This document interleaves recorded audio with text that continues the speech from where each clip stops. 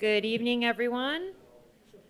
Welcome to the 37th meeting of the 26th Council. We will come to order on September 3rd, 2025. All councilors are present this evening, with Councilor Pena being on Zoom. We're going to begin the meeting with a moment of silence, and then the Pledge of Allegiance in English and then in Spanish.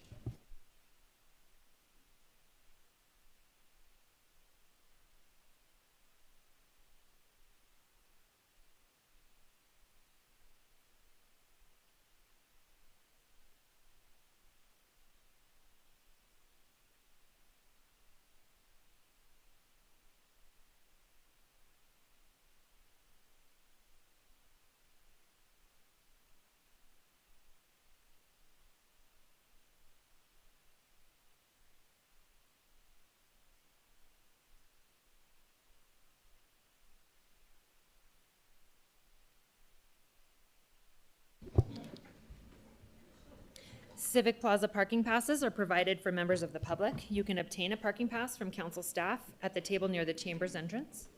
Members of the public, city staff, and the media have the ability to view this meeting in person and on live streams through 4 different platforms: GovTV on Comcast Channel 16, the GovTV website, YouTube, and Zoom webinar. The live streams can be accessed from most smartphones, tablets, or computers. Also, this meeting is closed captioned, and you may enable the closed captioning services on your television or device at this time. The video recording of this and all past council meetings will remain available for viewing at any time on the City Council's website. Council staff is available via telephone if members of the public need assistance finding those videos online. Please call 505-768-3100 for assistance during business hours, Monday through Friday, 8 a.m. to 5 p.m. The council will take a break at approximately 7:00 p.m. this evening if needed. With regard to decorum in the chambers, we want tonight's proceedings to be as civil and respectful as possible. Please do not make any personal attacks, and please no applause, snapping, or other outbursts during the meeting. I will provide one warning to anyone causing a disruption. Upon the second or continued disruption, that individual will be asked to leave the chambers, and if necessary, security will be asked to escort that person out of the chambers. Such removal from the council chambers will be effective for the remainder of the meeting. If continued disruptions occur, I may recess the meeting until order is restored, and if necessary, may clear the chambers of persons participating in the disturbance. The meeting will go a lot smoother if we are respectful of one another. We're going to start this evening with proclamations and presentations. Councilor Pena has the first proclamation recognizing the 10th annual celebration for National Recovery Month. Councilor Pena? Thank you, Madam Chair. Since I wasn't able to attend this evening, I don't have the proclamation in front of me. So if Councilor Grout perhaps would kind of lead the charge on it, I would appreciate it. And I want to thank everyone who's here on behalf of this proclamation for recovery. Thank you. Councilor Grout? Thank you, Madam President. Thank you, Councilor Pena. This is for we're recognizing the 10th annual celebration of National Recovery Month. Accepting this evening are Mark Garnard, he's the Program Manager of Peer Recovery and Engagement with the New Mexico Health Care Authority, and longstanding ACR committee member Jennifer Wise-Burke, Executive Director of Serenity Mesa and one of the founding members of ACR. Teresa Chavez, she's the project manager for Blue Cross Blue Shield of New Mexico and a longstanding ACR committee member.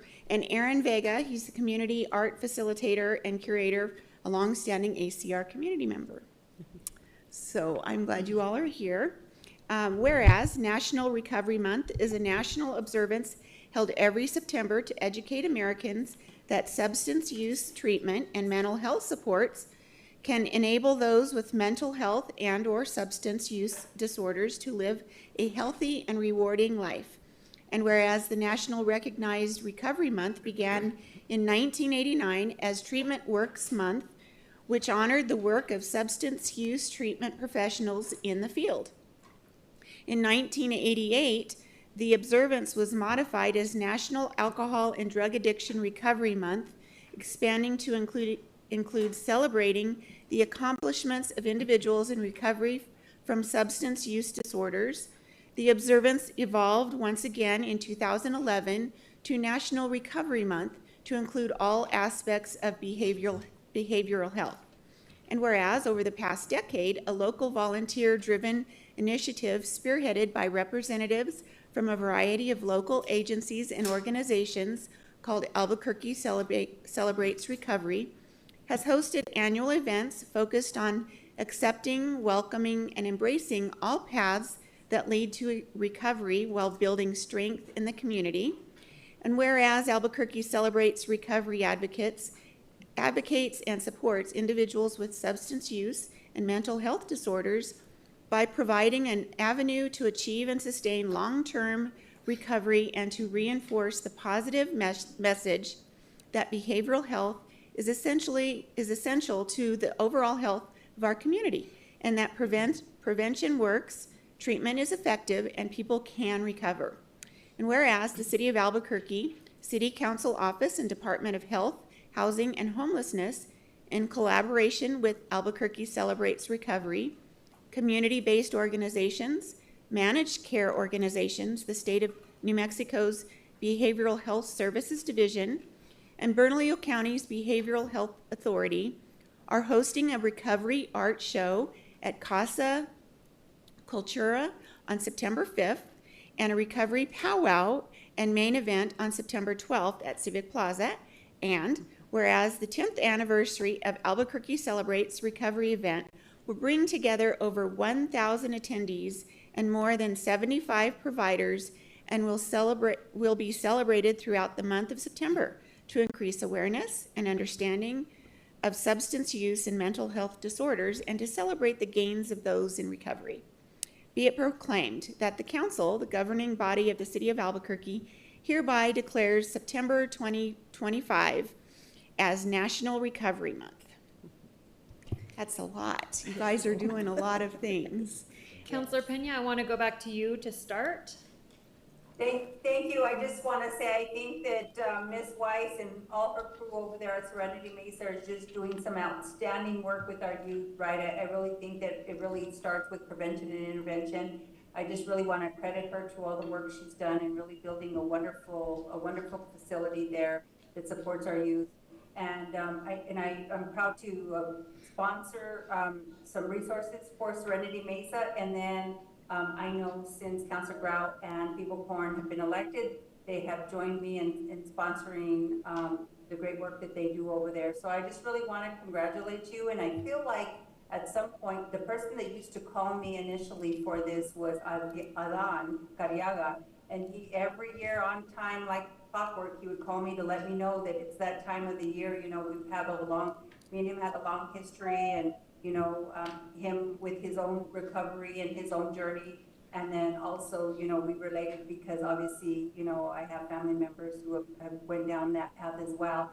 And so I just want to, you know, in memory of Adan, I think maybe we need to name it after him this next coming year, just to always recognize him. But thank you, Jennifer, and I'm sure you have some words to say about the good work you're doing. So thank you. Ladies, thank you so much. Go ahead, say a few words. Thank you for having us today. I have with me Teresa and Aaron, and we have been involved. We're a small portion of a large group of volunteers that put this event on every year.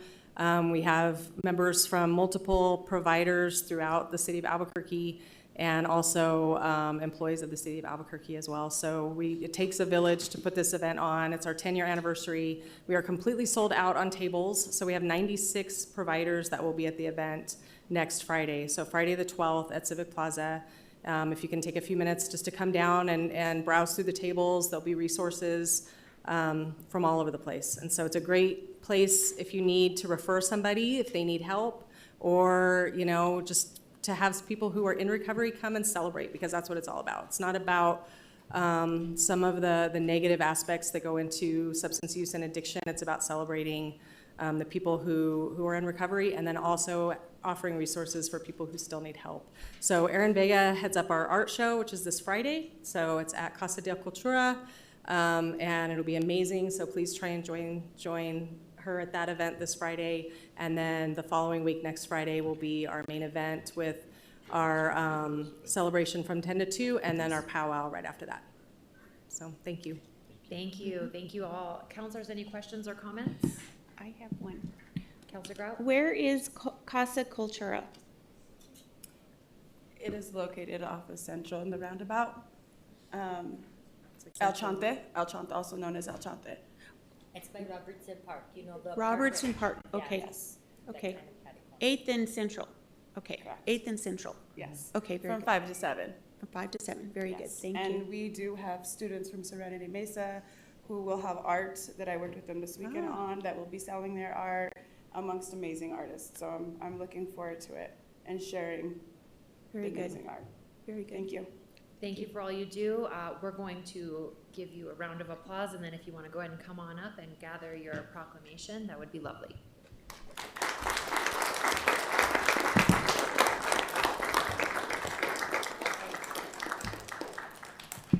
Oh.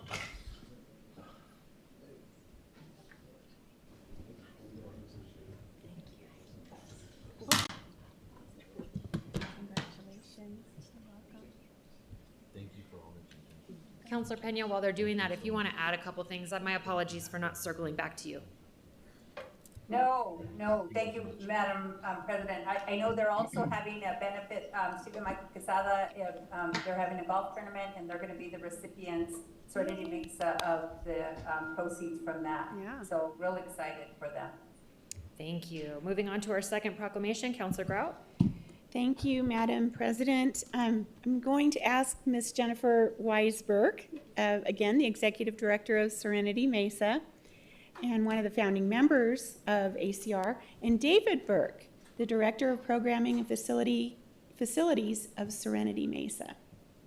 We are recognizing their 10th anniversary of Serenity Mesa. I think you all know that along with several counselors here, we love what Serenity Mesa provides for our community. It's a model that works, and they've done some great things, and it came out of adversity, and they've turned that into something wonderful for others to celebrate recovery and so forth. So, Counselor Pena, do you have the script? I don't. Okay, I'll go ahead and read it. Whereas Serenity Mesa was established by Healing Addiction in our community in 2015 to offer treatment for young people ages 14 to 20 with substance abuse disorders, and whereas the 90-day program at Serenity Mesa includes evidence-based programming, housing in a sober living community, individual and group therapy, life skills, training, high school education, and GED prep, job readiness, medication management, education on living a healthy lifestyle, community engagement and service, and connecting to a sense of purpose. And whereas a large part of the treatment program includes teaching responsibility, and the clients at Serenity Mesa take care of the campus as it were their own home, which leads to a healthy sense of accomplishment, valuable life skills, and self-sufficiency. And whereas recovery from substance abuse is more than just abstinence from drugs and alcohol, it's about finding a new and meaningful life where drugs and alcohol have no place, and learning that a sober life can be fun, healthy, and is achievable. And whereas Serenity Mesa also offers transitional housing and housing navigation services for program graduates.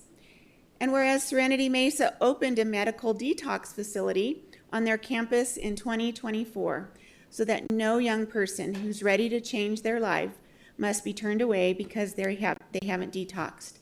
And whereas Serenity Mesa celebrated its 10th anniversary in May, be it proclaimed that the council, the governing body of the city of Albuquerque, congratulates Serenity Mesa on its 10 years of helping young people become self-sufficient, maintain positive and healthy relationships, and build a new life without substances. We did it backwards last time. Counselor Grout, if you want to go ahead and continue. Thank you. I just think that this is probably the premier program in our community. It just, one of them, I should say. There are several good ones, but this one really touches a lot of people and has good results. And that is what we're looking for when we are working with spending taxpayer dollars. We can see the benefits, we can see the results, and I know that your heart and all that you've got in it is working. And I've visited the Serenity Mesa on many occasions, and I can see the residents there. They love where they are. They are very respectful. They're very they're proud of their accomplishments, what they've done, and they take great pride in caring for the facility and their home. And so I just want this program to grow and grow and grow and grow, any kind of need that we have. So with that, I'm going to let you tell us about what you're doing. Great. Well, thank you, everybody. Thank you so much for the proclamation. It means the world to us. We opened pretty much just on a wing and a prayer 10 years ago. We started the process actually in 2012, and it took us about 3 years before we were able to have a facility and funding to where we could actually start opening. And the city of Albuquerque was the very first contract that we obtained to be able to provide operating expenses to start hiring staff. So you guys have been with us since the very beginning, and continue to be with us in all of our challenges and growth opportunities and everything. So I really appreciate everything that each and every one of you have done to support us along the way, because it takes a village, and it takes a lot of other providers in the community to help us be successful. Robert Chavez is behind me with YDI. We work with them very closely, and they've been mentors to us because they've been around a long time and they kind of know how to navigate things. So they've been a huge part of our success as well and helping us navigate. And that's, I think, what's really important, and that's what's really special about a lot of the youth providers, is that we work together. We don't see each other as competition. We see each other as a way to help each individual person get the help that they need, whether that's treatment, housing, counseling, whatever services it is. We come together to provide those services as a community, and I appreciate the fact that that we're allowed to do the work that we do, because it is near and dear to my heart. These services didn't exist when my son was struggling with his addiction, and I wish we had a place like Serenity Mesa for him, because I think he probably would have done so much better than he did. And I'm just thankful that we have the services that we can provide to the young people that are struggling right now, because the numbers aren't getting any smaller, unfortunately. And you see in the news, there's just an influx of crime among youth, and I do believe that prevention and intervention is the key to solving a lot of that. Thank you. Thank you. Counselors, any questions or comments? Counselor Sanchez? Thank you, Madam President. I just want to say that you guys have an amazing facility. Serenity Mesa is top-notch, and when I've been to visit, just the passion that goes into it, and then the way you've set up the tours so that we can see that you are really making a difference. And I was so impressed that some of the people that were actually staying at Serenity Mesa had their stories to tell. And when you hear those stories, it really resonates to this council and to me that you are doing the job and doing it right and getting it done. So I just wanted to say thank you for taking care of the youth, the individuals that are attending Serenity Mesa, and making sure that when they leave, they're in a whole different state. So thank you so much. I appreciate you. Thank you. Thank you. Who did they bring? Counselor Grout? Thank you. Who did you bring with you? Tell us. Okay, so we have a couple of our staff. I want to make sure that there isn't anybody that snuck Oh, in. there they are. Oh, they're back there. You guys want to come up? So we have some of our staff. My husband David, who you guys know. Our clinical director is Zach Padilla, and then one of our HR administrators, Corey, and then one of our case managers / life skills navigators, Davina. She works in our housing program. And we have one of our BHTs, Johnny. And we have a lot. We have Sharisa, who's our program manager, and Shanita, and all of our kids. So we brought the kids that we have today. So I wanted them to experience this as well. And just kind of, it's important, I think, for them. They get to be kids again when they're at Serenity Mesa. And that's one of the things that we really try and allow for, is taking them to events like this and taking them out so that they can see that people are pulling for them, and they do want them to succeed and get better. And then a lot of the events in the community, that we take them to, allow them to just be teenagers, because It's what they deserve, so. You wanna Thank wait? you. Thank you, everybody. And thank you for coming down here because we really are encouraged by your bravery and what you all are doing too. If you all want to come up too for right now, that would be great. We'll give you your proclamation.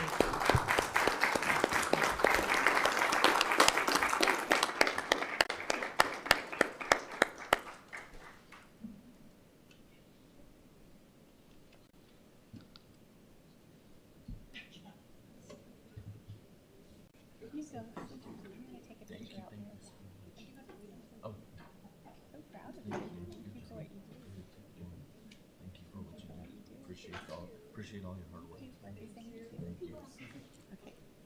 Thank you for being passionate.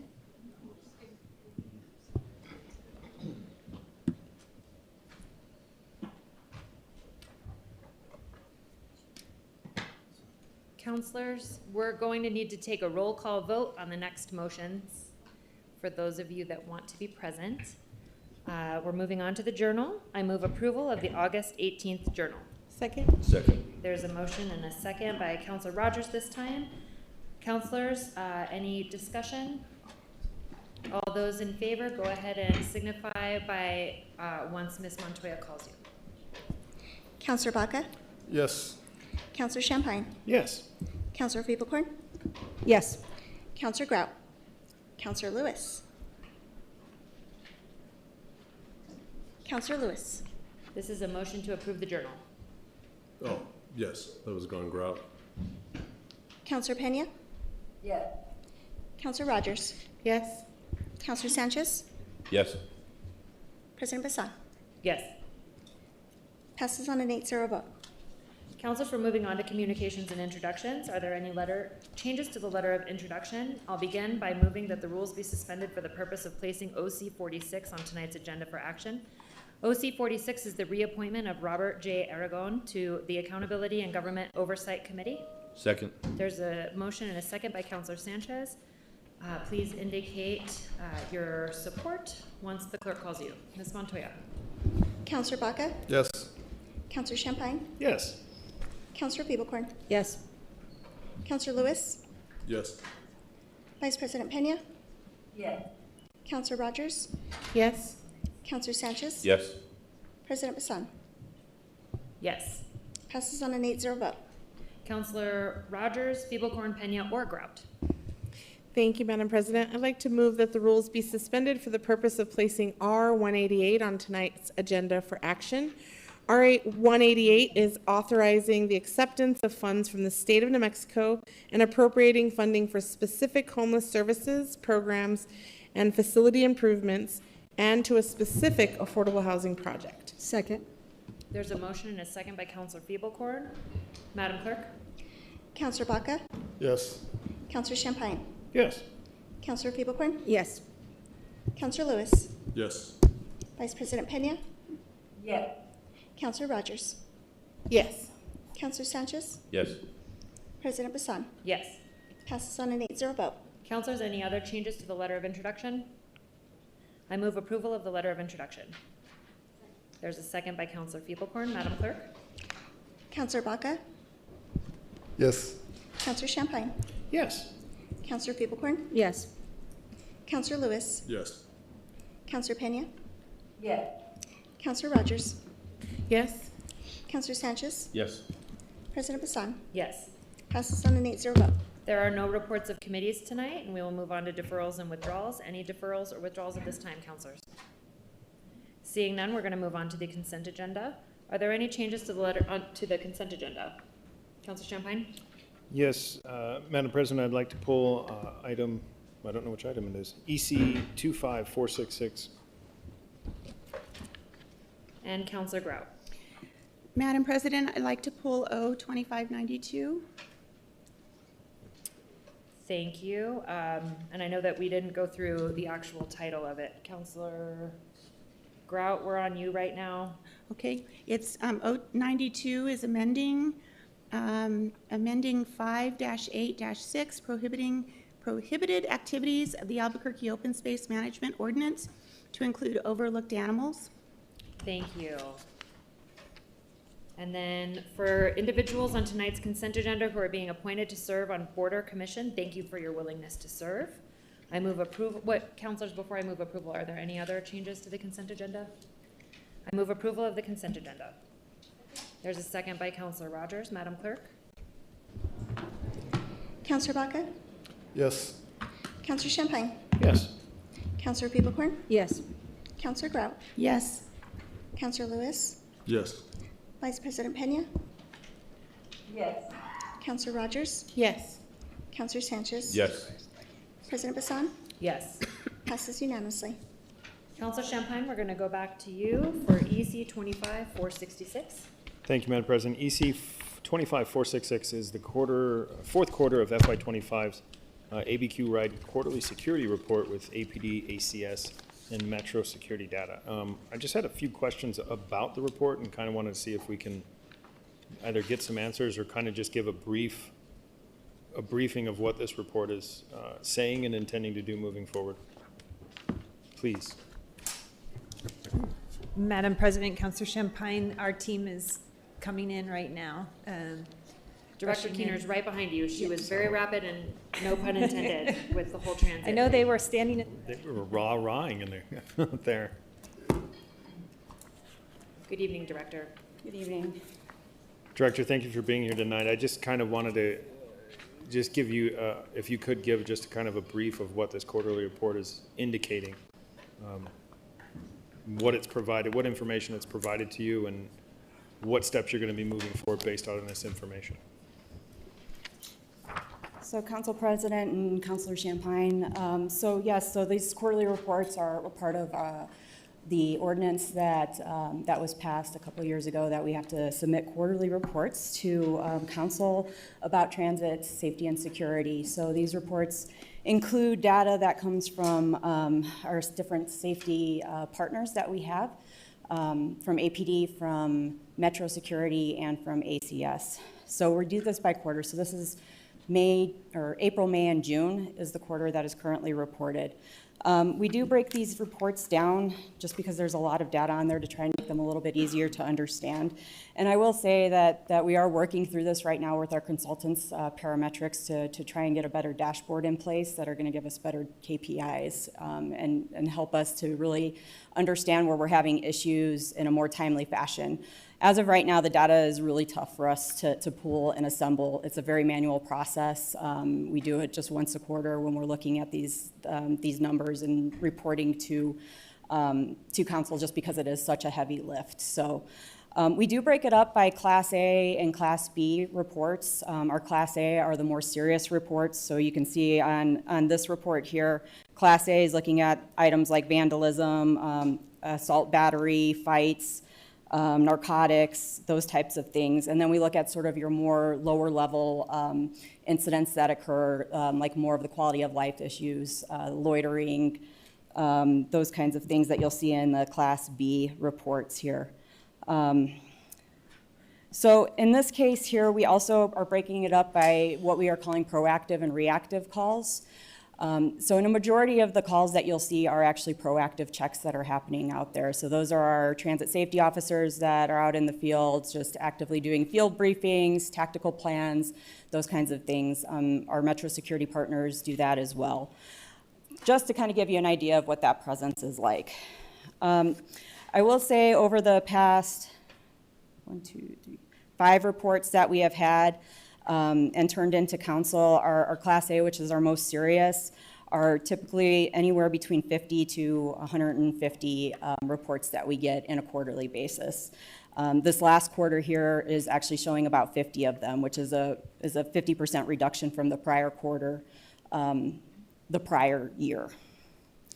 Also on top of that, you'll see that our Class A is typically about a very small percent, Class A percent of reactive calls is usually around an 8 to 7% of the call volume that we get. And that's actually down 13% from fiscal year 24 to fiscal year 25 Q4. And then the Class A percent of the total is even less, about 1% of what we've got out there. So there is a lot of proactive calls that we are, proactive behaviors that we are out there and doing. Typically that's about 43 43% of, or excuse me, about 80% of the calls that we have are proactive calls versus our reactive calls. And I know you've probably seen some of the reports in the news that has been out there on the transit safety, and they'll talk about like total of 5,000 to 7,000 calls, which you're seeing here. And again, I just want to reiterate that a majority of those are actually proactive responses from our safety partners. Thank you. Madam President and Director, what do you mean proactive response? Council President and Councilor Champagne, when I talk about proactive response, again, those are your field briefings. So Lomas in Louisiana is a good indication of what that looks like. Here recently, they've started doing more field briefings now that we have our TSOs back out, more active and mobile, where they're meeting there in the morning and having briefings that are proactive just out in the field. Also, just different TAC plans that they have as well. And I do have both Commander Bartlett and Deputy Commander McElroy here, who are in charge of the TSO team as well, if either of you want to provide any clarification on that. And the question was about proactive versus reactive, yeah? Yes, Commander, just a proactive response is what the term was, and I'm just kind of clarification on proactive response compared to a responsive deal or a proactive approach. Sure. Yeah. A proactive approach is anything that we show up for that we've identified ourselves as an issue that needs to be addressed. It could be something like a field briefing. It could be like an individual who is down and out of a bus stop, or an individual who's violating the rules to ride at the bus stop that we've seen and we haven't had a report on from another community member. Okay. Madam President, Commander, is there a reason why we're taking a TAC plan approach and not just manning in a patrol way on the buses? Just to clarify, President Bazan and Council Champagne, just to clarify your question, is your question, why don't we have folks riding buses more so than at the platforms? Yeah, as a patrol way instead of it seems like it's a TAC plan approach. We identify issues and we'll do a TAC plan in that area. We'll attack it, or we'll focus in this one area, this one problem, because we've identified it, instead of more of a random patrol approach of just being on the buses and presence. I think we're doing all the above. So if it's okay, I'll talk a little bit about the entire layered approach, if that's okay. Is that okay? So, and this is after reviewing some cities that are kind of comparable to ours in size and transit, right? So when we talk about our layered approach, there's a non-sworn element, a sworn element. There is a TAC plan portion, but there is also a portion where there's proactive patrol in random areas, right? So, and we do have bus borders, but we also have presence at the platforms and communication with our law enforcement personnel. So for starters, we have our police service aides. Now, I'm sure you're all aware that they've been riding the buses now for a little bit over a year. And I know that this data captures quantitative results, but I'll just tell you qualitatively. We've had one PSA in that program since the beginning, and she has not had a fight on her bus. And she's been riding the ART route now for over a year. There have been times where she has had to call the police for different law enforcement related things, but never any physical violence towards her. That's our PSAs who are riding the bus, right? The next levels are transit safety officers. Transit safety officers do certain intentional plans, like field briefings. Two of the locations where we get a lot of concerning calls are 4th and Manal and Louisiana and Lomas, right? Previously Indiana and Central. So we do field briefings in those areas periodically, and more to show presence, but also if there's individuals violating the rules to ride, then we'll address those there too.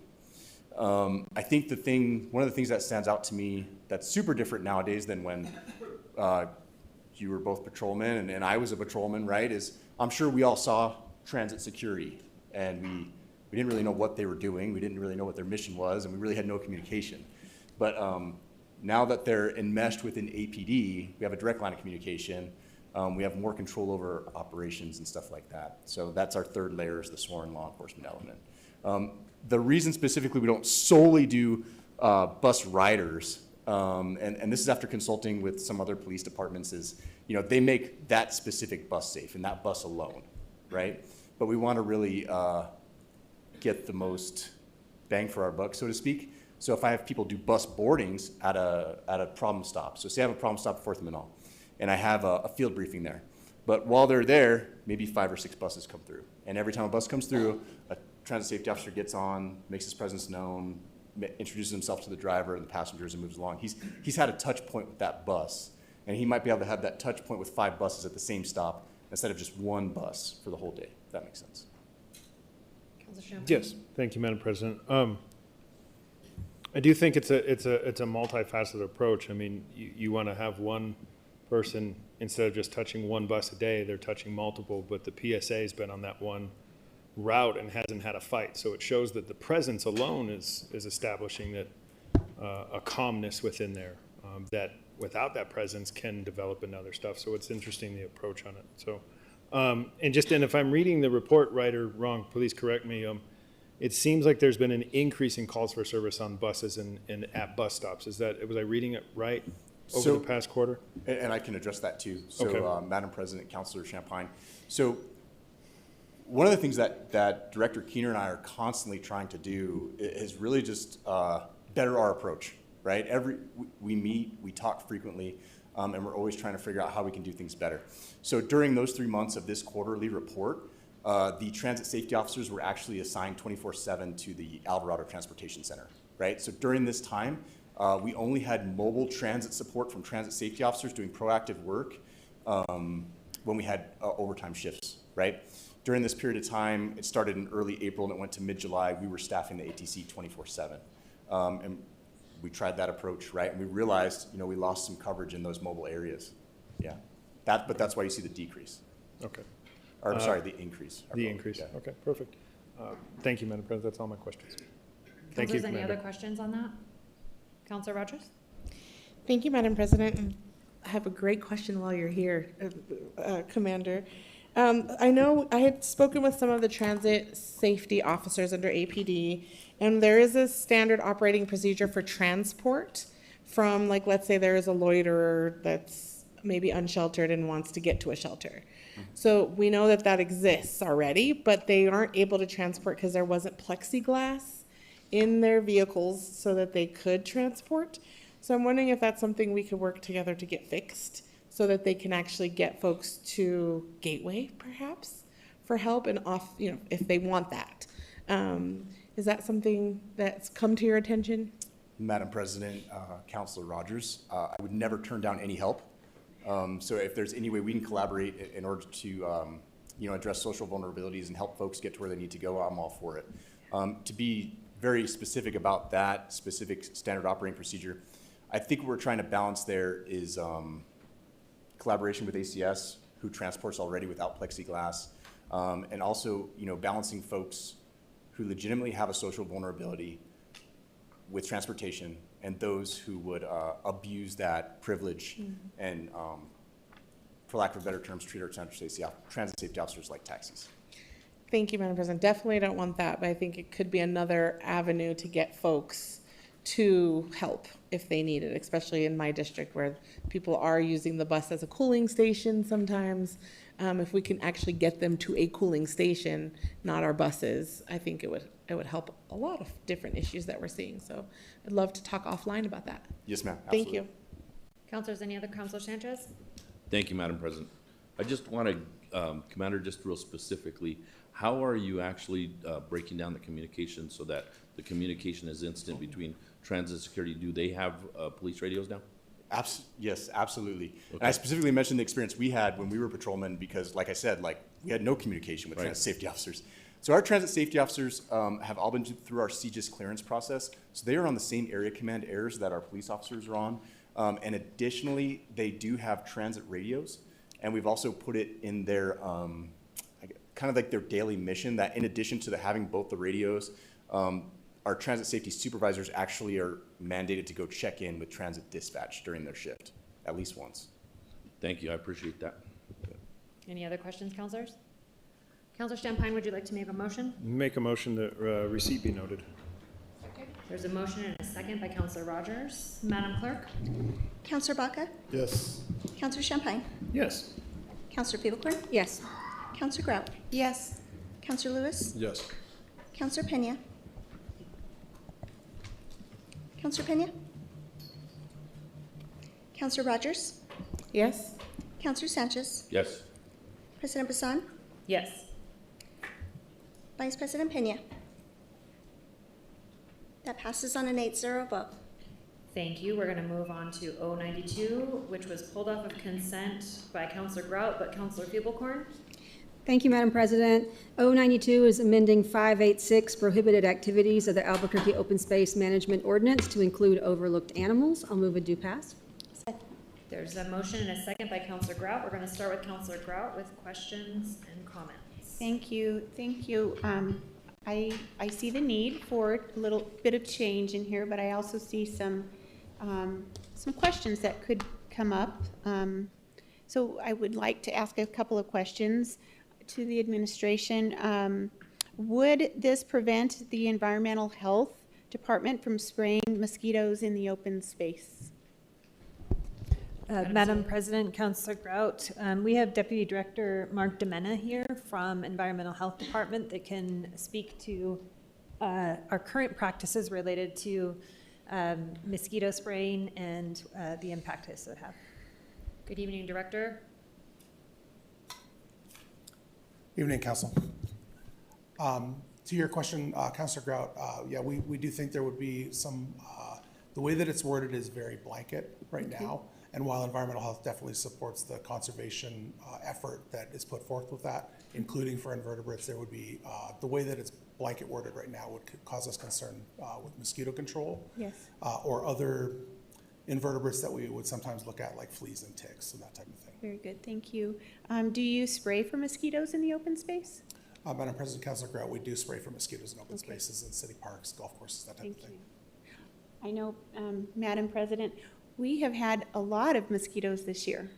And so I think that, while I know that the change is needed, the amendments are needed to this ordinance, I think we can, there has been a little bit of concern about the wording a little bit, and we don't want to cause any undue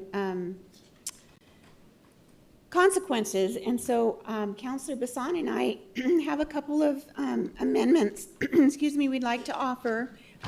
We have spoken with Councilor Feeblecorn, and I think that we've come to, I think it will benefit everybody, and still what's intended will still happen. So I would like to offer floor amendment number 1 to O2592, on page 1, line 18, amend 5-8-6. And we're, not that one, the next one. We're not going to be moving one of the amendments. The first one we're not going to move. So we would like to add in one more word into paragraph F. For wildlife, no person shall intentionally feed, harm, hunt. And this amendment makes it clear that animals shall not be fed in open space areas. Second. Councilors, any questions or comments? Councilor Baca? Thank you, Madam President. I like the bill, just so everybody knows, and support it. Although I preferred your other amendment about the invertebrates simply because as a former teacher, we would go down there with students and collect macroinvertebrates to do studies and so forth. And so that would also be one of those issues where it's like, yeah, you put kids in violation of it. So in any case, I just want to put that on the record, but I support the bill. Thank you. Thank you. Councilor Feeblecorn? Thank you, Madam President. Just wanted to thank the sponsors of this amendment for adding in this feeding. I think we have all learned over the years that we're not supposed to be feeding wildlife, but it certainly is a good idea to include that in the actual ordinance. So thank you. Anything from the administration? Thank you. Councilor Grout? I urge your support. Madam Clerk? Councilor Baca? Yes. Councilor Champagne? Yes. Councilor Feeblecorn? Yes. Councilor Grout? Yes. Councilor Lewis? Yes. Vice President Pena? Yes. Councilor Rogers? Yes. Councilor Sanchez? Yes. President Bassan? Yes. Passes unanimously. Before we move on to the next amendment, I just want to say that your iPads have been updated because there is a little bit of a change on what's printed in front of you, councilors. On this next amendment, your iPads are updated, and what will be displayed on the screen should be updated as well. Counselor Grout? Thank you, Madam President. I'd like to offer floor amendment number 2 to O2592. This is in this, on page 1, line 22. We're going to add a little bit more at the very end, with the exception of activities conducted by approved government entities, species that are deemed a public health concern are exempted from the protections of this prohibition. And this amendment allows for government entities to remove invasive and/or disease-carrying species. Second. Counselors, any questions or comments? Anything from the administration? All right. Counselor Grout to close. I ask for your support. Madam Clerk? Counselor Baca? Yes. Counselor Champagne? Yes. Counselor Peeperkorn? Yes. Counselor Grout? Yes. Counselor Lewis? Yes. Vice President Pena? Yes. Counselor Rogers? Yes. Counselor Sanchez? Yes. President Bassan? Yes. Passes unanimously. Counselors, any other questions or comments on the bill as amended? Counselor Peeperkorn to close. Thank you, Madam President. Again, this bill was requested by our open space division staff who have had some issues around things that we've had publicly noticed, like fishing, still happening in those areas. And in looking at those reports, we realized that we did not have the proper protections in our ordinance for all the animals, and so this is just adding that. I really appreciate the work by the two sponsors of the amendments today to fine tune it, and look forward to making sure that we give our open space experts the support they need in law. Madam Clerk? Counselor Baca? Yes. Counselor Champagne? Yes. Counselor Peeperkorn? Yes. Counselor Grout? Yes. Counselor Lewis? Yes. Vice President Pena? Yes. Counselor Rogers? Yes. Counselor Sanchez? Yes. President Bassan? Yes. Passes unanimously. We're moving on to announcements tonight. Counselor Champagne? Counselor Champagne? Yes. We're on announcements. Oh. Let's move to announcements. Oh, I have a bunch. All right. There will be a Finance and Government Operations Committee meeting on Monday, September 8th at 5 p.m. in these chambers, the Vincent E. Griego Chambers, basement level of the Albuquerque City Government Center. This will be a hybrid meeting. I will also be hosting a Summer of Nonviolence. On September 13th, we will be holding a 3-on-3 tournament with ACS and Kenny Thomas at the Holiday Park Community Center from 9 to 2. Please visit my city council website for registration if you guys want to participate. If not, come out, support the other players and teams that are out there. Counselor Peeperkorn? Madam President, the Land Use Planning and Zoning Committee meeting on Wednesday, September 10th is canceled. Moving on to financial instruments, there are none. There are also no appeals, so we're going to move on to general public comment.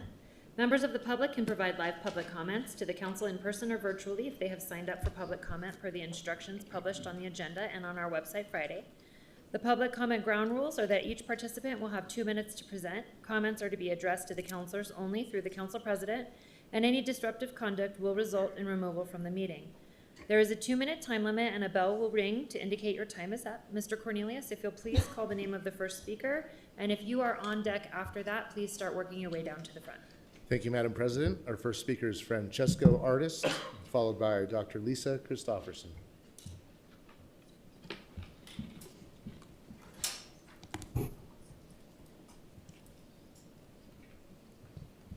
It looks like Mr. Artis has passed his opportunity right now. He's declining it, so we're going to move on, please. Thank you. Dr. Lisa Christofferson, followed by Let's Otto. Good evening, President Bassan, City Councilors. My name is Lisa Christofferson. I'm from District 3. Due process is what I'm here to talk about, but I'd like to because Albuquerque Ride is something I have started doing. I'm an ambassador riding the bus. I want to thank Dwayne Baker and the City of Albuquerque provided this opportunity. I had never ridden a public bus ever in Albuquerque. Now I ride it every single weekend. I love it. I spend hours and hours. And so I'm among Huerqueños who volunteer to ride on the Albuquerque buses. I should have brought my lime green shirt. We ride on the weekends. Althea, she rides 3 to 4 days a week, hours and hours and hours personally and also as a volunteer. So I appreciate the approach of the transit officers as a behavior specialist. Being trauma informed is truly crucial. They have made friendships with these people as they are on the different stations. It makes a difference them not being on the bus and having, like, you know, just volunteers. Here's how you get to hear when people are upset, etc. So I highly support not having police on the bus because you have some volunteers. We need more. I'm sure Dwayne Baker would love some phone calls. Concerns with law enforcement violating the 5th and the 14th Amendments. U.S. citizens have been unlawfully detained in this city. We just got pictures today, and it's very concerning because Albuquerque police are in this picture with ICE. I'll show it, yes, to whomever would like it. So we're very concerned that this has had 2 today. For the general public, because the city council should already know, due process rights are for any humans that are on the U.S. soil. Any and all persons within the country's borders are entitled to fair legal proceedings. I do not understand why this Spokane just voted it in 2 weeks ago, expressly saying, the city council did, that they have to have a legal warrant to detain anybody in public spaces. It is possible. You all can do it. I sent you. Councilor Peopleborn. Thank you, Madam President. Just quickly, Dr. Christopherson, can you send me those pictures, please? Yes, ma'am. Thank you. Lance Otto, followed by Brick Jonesy.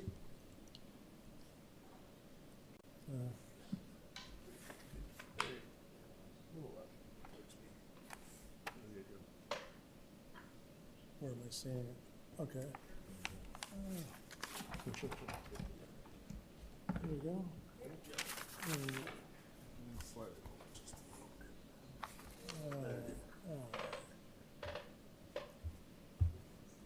Forgive me.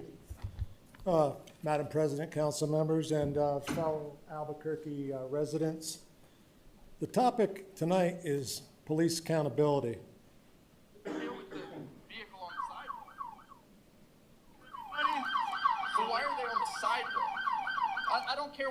It affects everyone and determines the fundamental trust of the city. When those sworn to protect the city abuse the power, the entire community suffers. In a city where police seem out of control, where misconduct is common and accountability is rare, faith in justice is tested and broken. The cost of unchecked authority is devastating. It erodes public trust, especially for those victimized by the system that fails to protect them. It leads to wrongful convictions. It's costing innocent people their freedom. It encourages a culture of impunity when officers believe they are above the law, and it costs the city millions that could be invested in schools, parks, and neighborhoods. Real change is needed beyond acknowledgement of the problem. Accountability, it means to be transparent, independent oversight with citizens that have a real voice. It means strengthening the hiring and training standards to ensure that officers value integrity and community respect. It also means clear public discipline for misconduct so that officers and the public know the unethical behavior will not be tolerated. Rebuilding the city starts with rebuilding trust. This means holding the police and their leaders accountable for their actions. It's a collective responsibility to ensure that those are meant to protect are held to this highest standard of justice. The goal is to work together to build a city where justice for everyone without exception. Thank you. Brick Jonesy, followed by Arcelia Isais. I'm sorry, hold on one moment, please. Councilor Champagne? Thank you. Thank you, Madam President. It's not necessarily a question for the presenter, but I had brought this up probably about a month ago after visiting downtown, that this was the procedure to clear out most of the facilities or, restaurants, bars from there. And they're sitting on each corner blasting this for 15 minutes. I was advised that it wasn't part of the SOP, but it's a practice of crowd control. But as you can see, it's really not controlling anything, just being a nuisance. So I'm kind of curious on why this is continuing. Madam CAO. Madam President, Councilor Champagne, I'm happy to have APD have a continuing conversation with you regarding this. I think they've shared why they believe that it is a way for crowd disbursement in their discussions with you and their written responses. So we can have that continued discussion if you'd like. Madam President and CEO Sengel, do you think it is a positive way as a citizen? You're not a trained officer.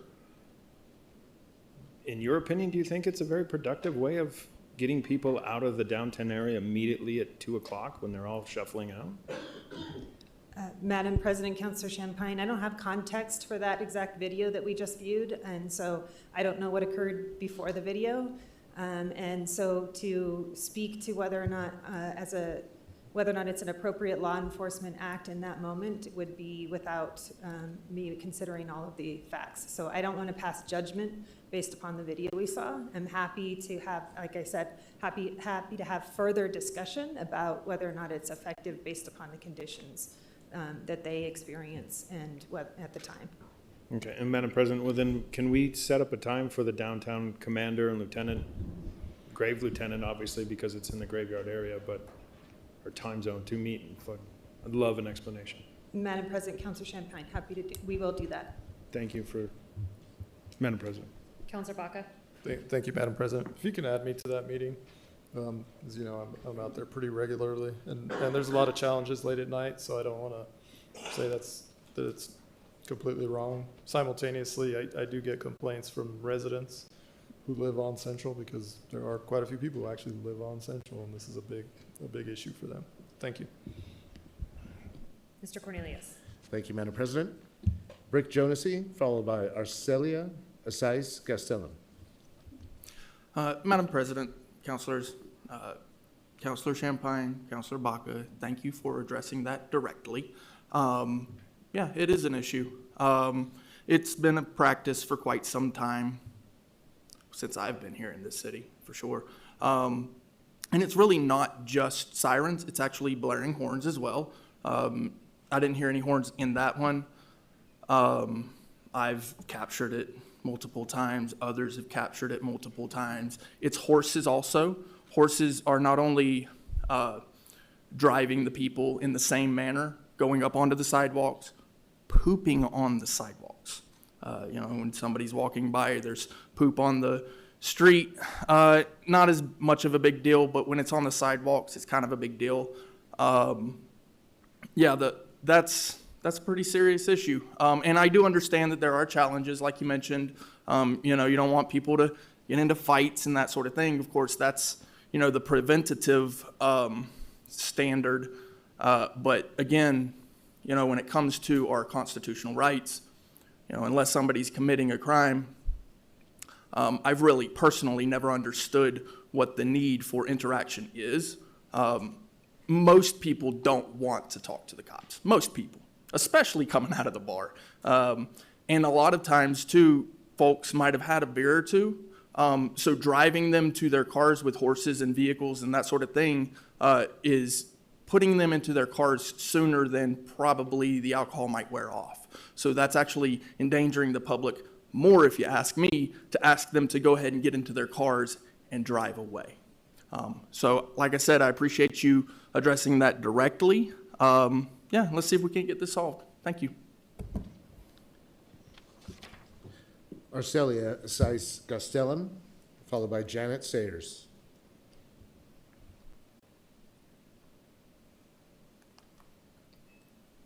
Thank you, Madam President and council members. My name is Arcelia Asais Gastelum. Thank you for pronouncing that right. And I'm a resident of Albuquerque. I am here today because I wanted to bring to your attention the dire state of renting in our city. I currently reside at the El Dorado Apartments by 12th and Griegos. When I moved in almost 2 years ago, I was the youngest resident by at least 20 years. The people of my tranquil community are people who have made their homes in these apartments for decades. They are veterans who have remodeled their units of their own accord. They are mothers who live 2 to 5 minutes away from their children. They are people who wanted nothing but to continue living quiet, independent lives with dignity.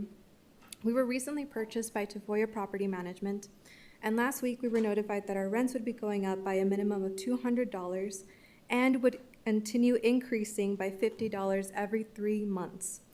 I know I won't be able to afford it anymore, and my neighbors who are living off of their pensions and Social Security absolutely won't be able to afford it. In the 10 years that I've been a renter, never have I experienced this extreme and malicious extent of price gouging with such a profound disregard for our senior citizens. It is my understanding that this company and every other property management company coming into our city is legally entitled and allowed to enact these practices despite the worsening housing crisis in our city. I'm here to bring this to your attention and to ask that you take action to protect our more vulnerable members of our city. My neighbors served this country, they contributed to making our communities better, they have survived losses and hardships, and they are still grieving the passing of the previous owner and the stepping down of our former property manager. They and we deserve to be treated better than this. Thank you. Janet Sayers, followed by Tad Niemitzki. Good evening, Madam President, members of the council. I am here tonight. I'm Janet Sayers, resident of District 9, and I am here tonight on behalf of the Library Advisory Board just to give you an update about our information campaign that we started last month to make elected officials aware of our downtown 50-year-old HVAC system at the main library. And I'm just to review that, again, the main library is not only a branch, but it is also the genealogy center for the entire Bernalillo County, if not the state of New Mexico. It's the administrative hub for all of the things that happen in the library system. It is where people also donate books to the Friends of the Library, and then through the monthly sales and the library bookstore, they raise over $100,000 every year, and that helps pay for the summer reading program. And then lastly, it is a place of respite on really hot and really cold days. So where are we in our quest to get over $2 million committed from various elected officials? Councilor Baca led us off last month by saying he would do $100,000 from his capital outlay, CIP, it's, okay, you know what I mean. All right, $100,000. Bernalillo County Commissioner Barbara Baca will be supporting us with $50,000. Senator Debbie O'Malley is going to be contributing $100,000 towards this.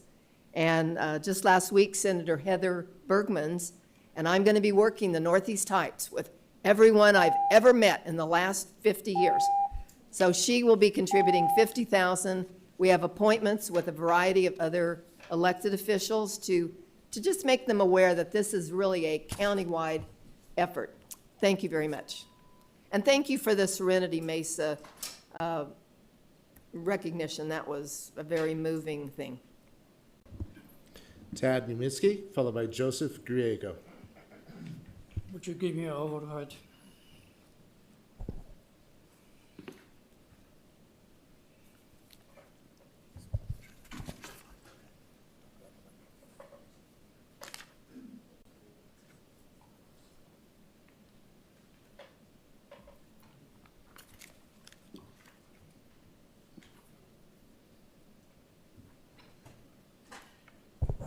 Okay, my name Ted Niemitzki. Back to punching bag.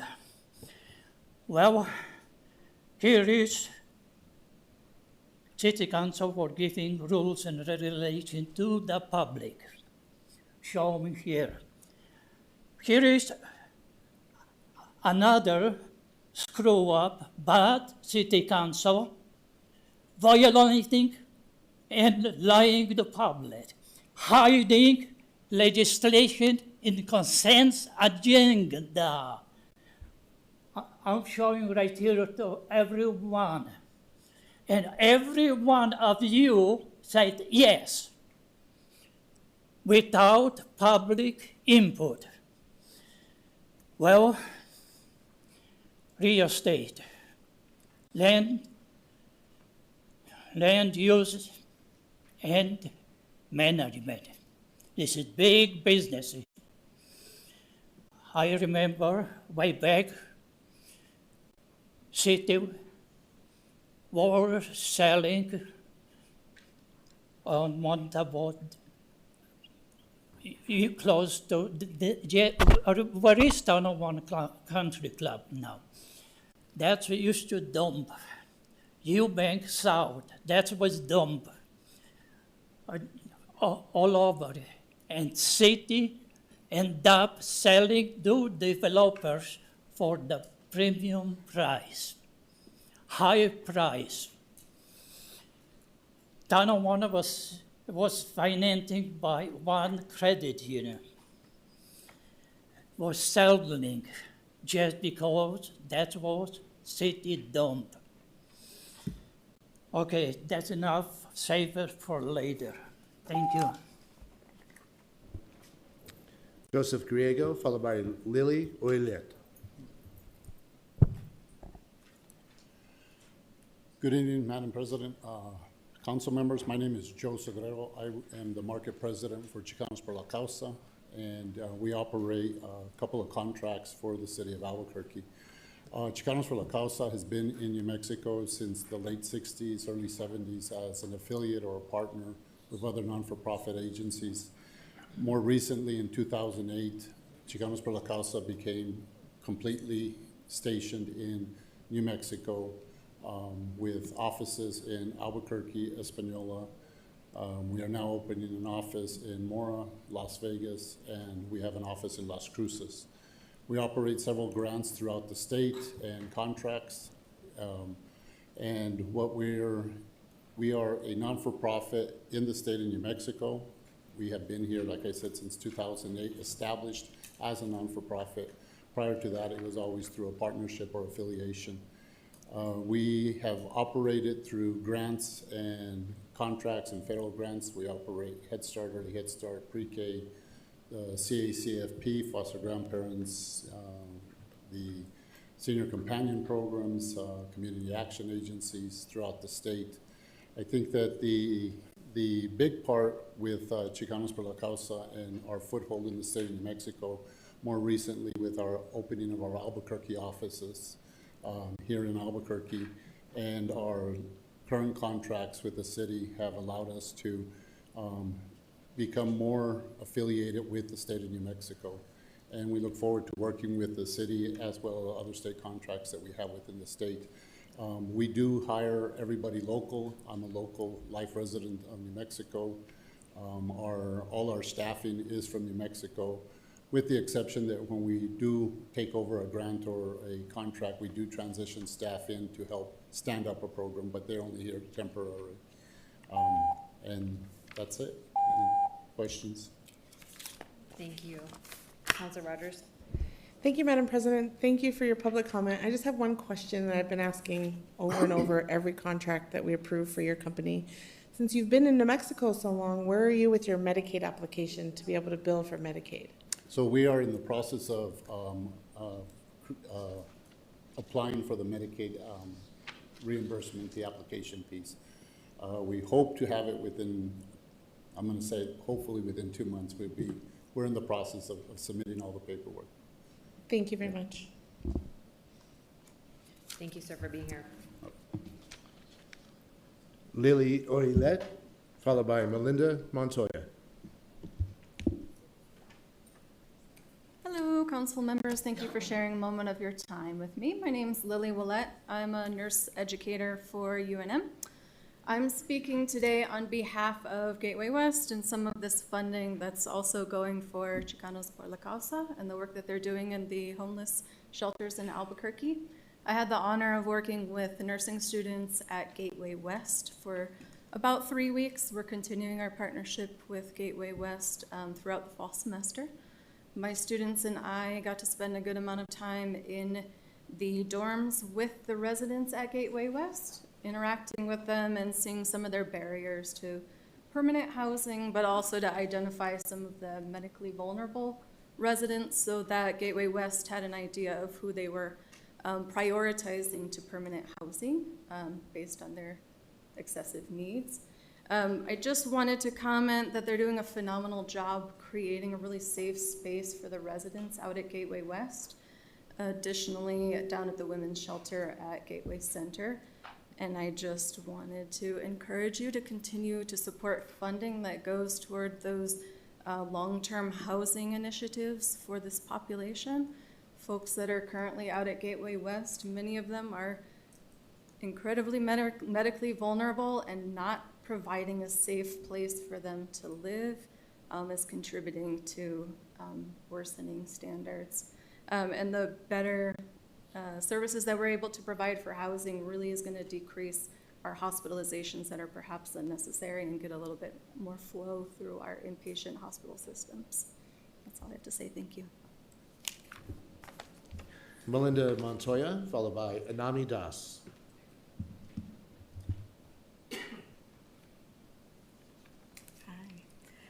Good evening, Council President and Council members. My name is Melinda Montoya. So on July 22nd, I lost my daughter, Kayla, when she was struck and killed crossing Carlisle on Delmore on that crosswalk with the flashing lights and no ground marking near our home. Kayla had crossed that crossing hundreds of times, both as a pedestrian and a cyclist, but this time she didn't make it home.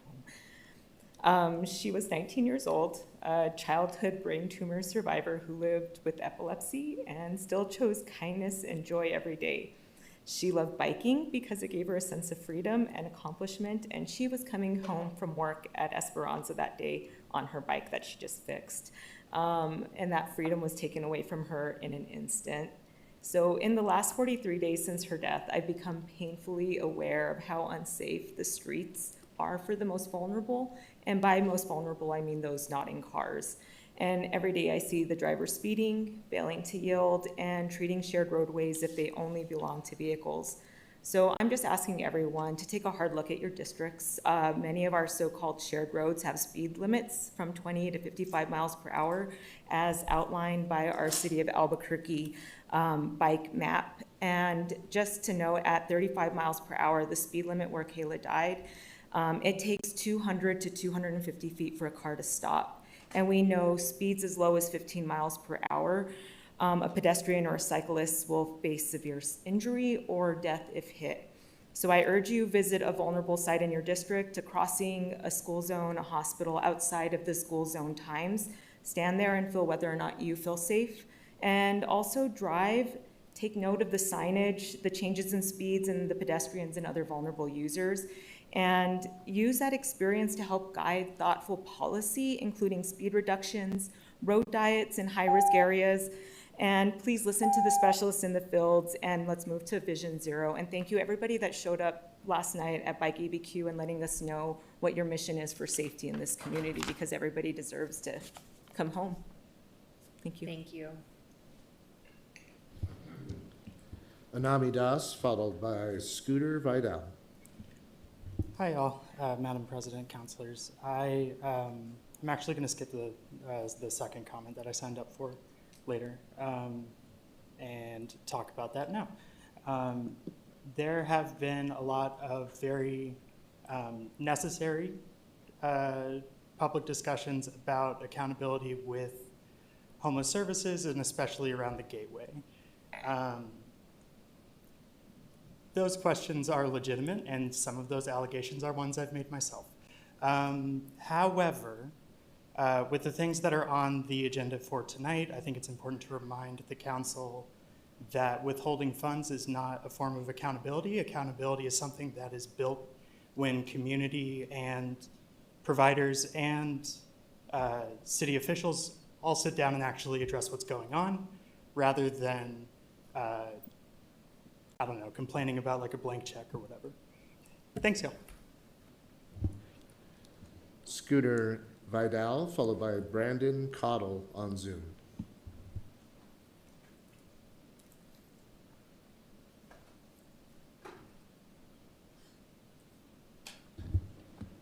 Brandon Cottle, followed by Eleanor Walther.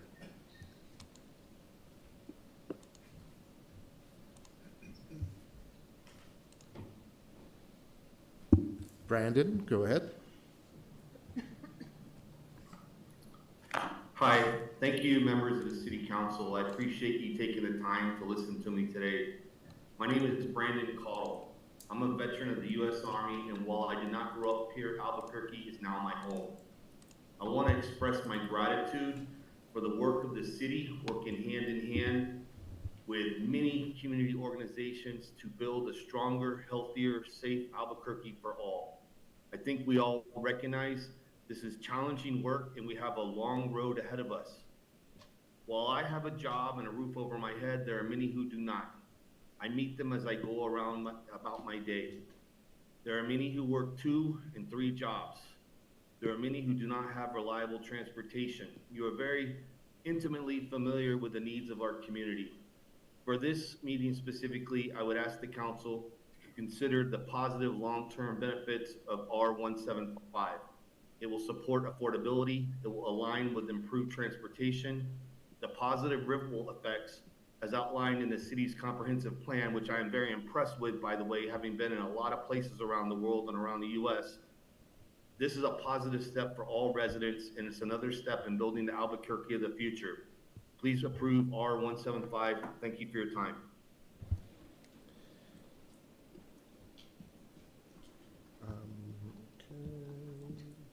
Madam President, Eleanor Walther dropped off Zoom, and Nicole Finch is not findable. So up next we have Sanaya Overmeyer.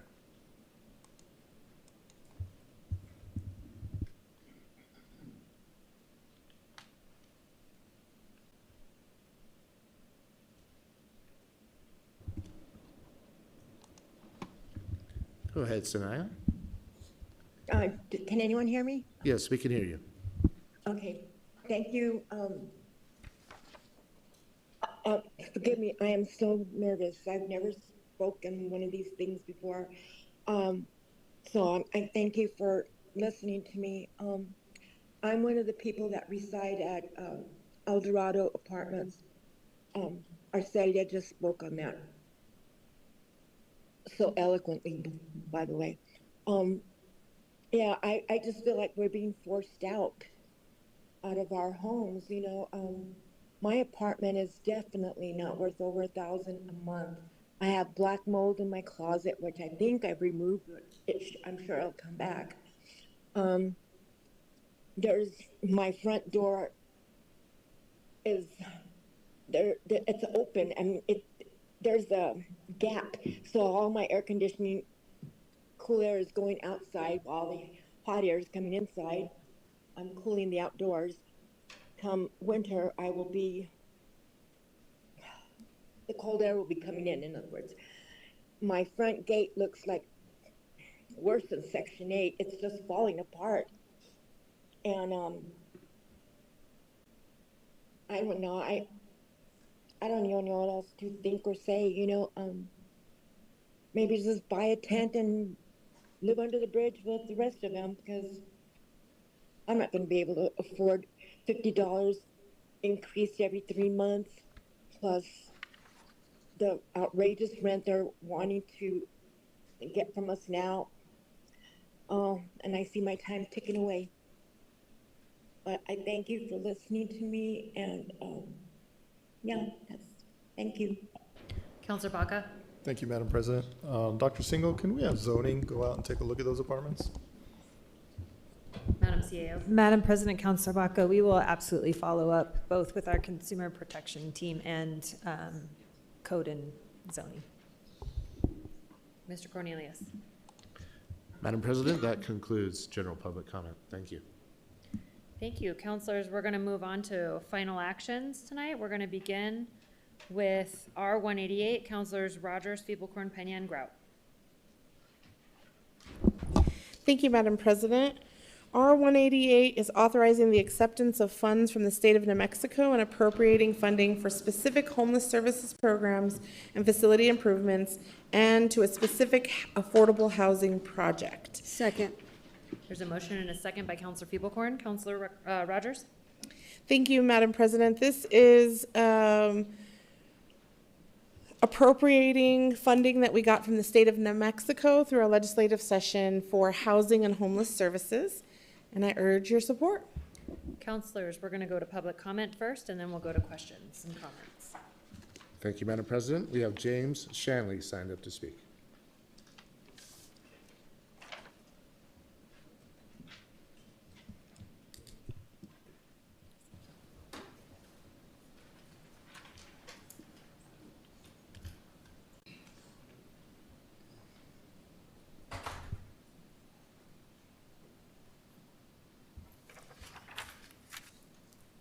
Madam President, councilors, my name is James Shanley. I reside in District 7. You'll have to excuse me, I grabbed the wrong paper.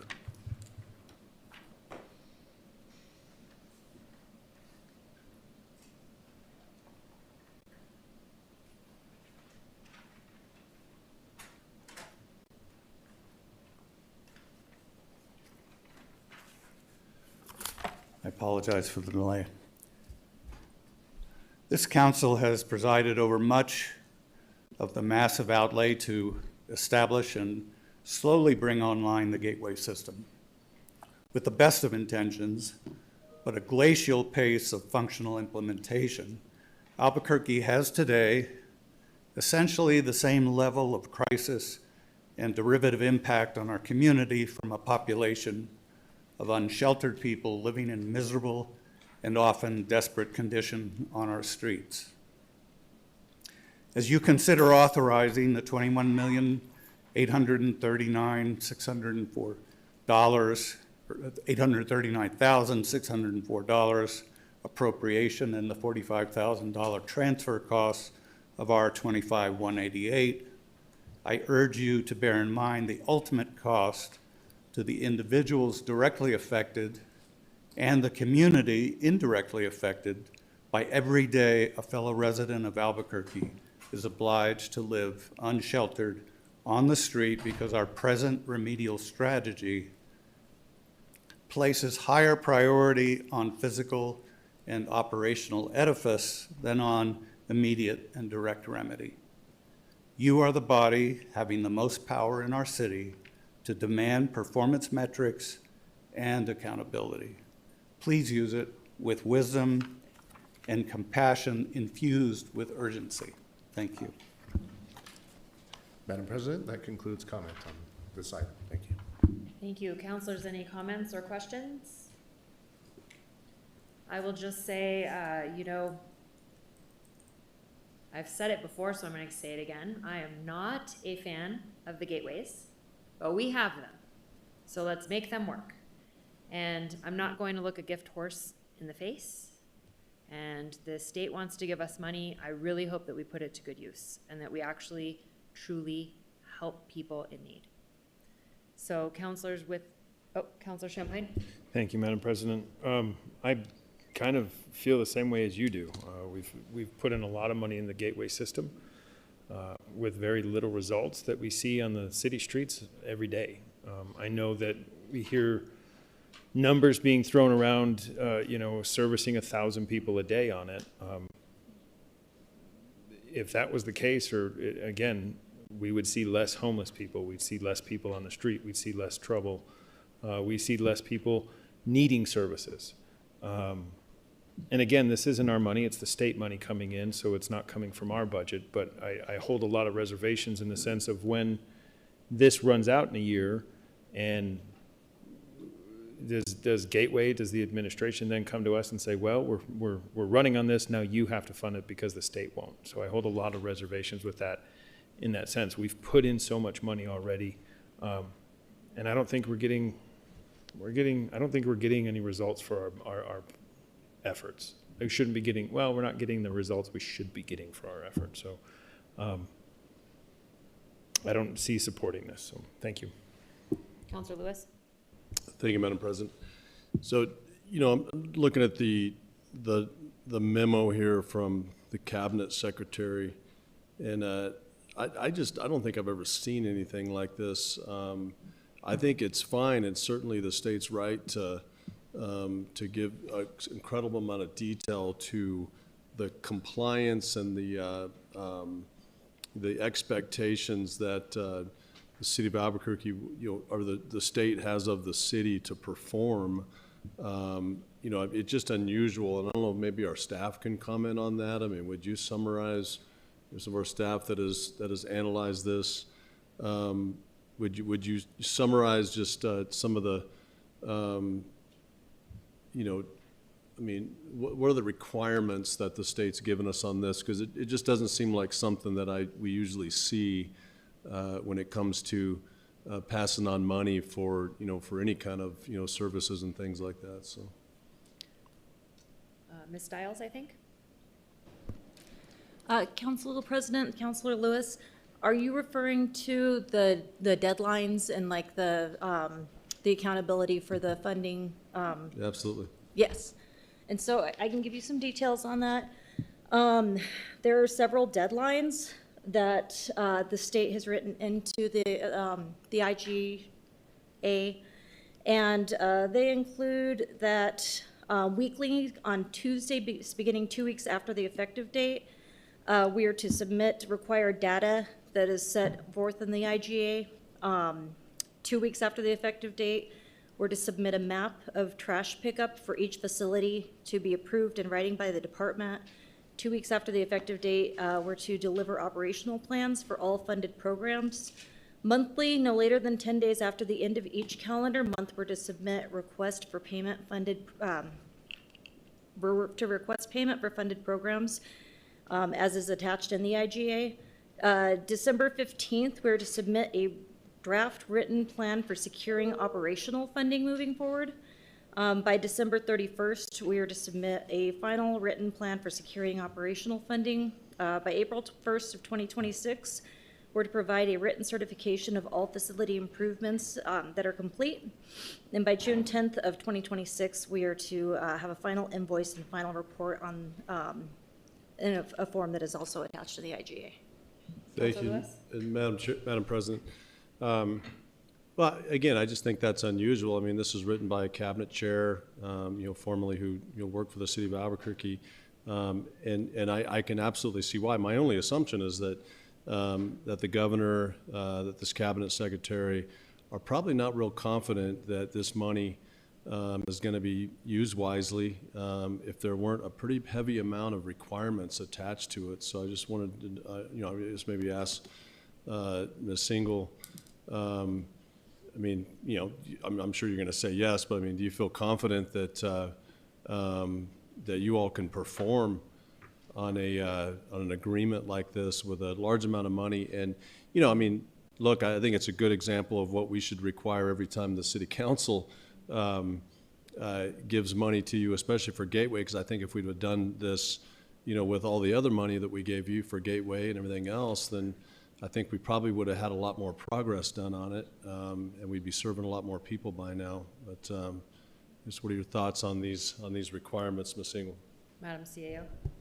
Madam President, and Councilor Lewis and all council members, I will say that I believe that what we have done is worked carefully with our state executive cabinet secretary, Nair, who has been engaged in this work for since her time at the city previously, and understanding the legislative intent when they appropriated the funding for $110 million for housing and homelessness. We've worked really carefully to understand their expectations and that they align. They align with all of our expectations in how we think and imagine that we should be providing services each day to support individuals to move from unsheltered to sheltered, and then from sheltered and supported with services to housing. And these metrics and this, the accountability incorporated in this is absolutely agreed upon between our department working carefully in this work with them. We feel absolutely confident that we can report this information. We also have the support from the state as well in terms of supporting our that function and ensuring that we're increasing our capabilities in that reporting in cooperation with the state. I think that this is a signal of the state making an investment in a system that is designed to support our long-term housing goals within our community. When they appropriated these funds at the legislature, the idea was to ensure that we're thinking about moving someone from the street. And we've heard multiple conversations, those that we've talked about, individuals who have spoken of what they see on the street, what we each see in terms of individual support needed. So when we look at these metrics, we're comfortable with reporting. I've said, as I shared in briefings with counselors that asked questions regarding this information in these IGAs, we believe this information transparency will be also provided to anyone that is interested. These are public documents, public tracking of information. Of course, we will protect HIPAA protected information, but and ensure that we're reporting accurately. I feel that this investment is a strong statement of everyone realizing that if we can get these beds activated and the opportunity for these providers to provide services to individuals, that we'll begin to see significant impact on our streets as individuals have the support they need, rather than it being without an option for supported with case management, medical support, safe housing, and safe ensuring that they have food and shelter. So we are comfortable with these metrics, and we're comfortable with sharing the tracking of information that we'll be providing.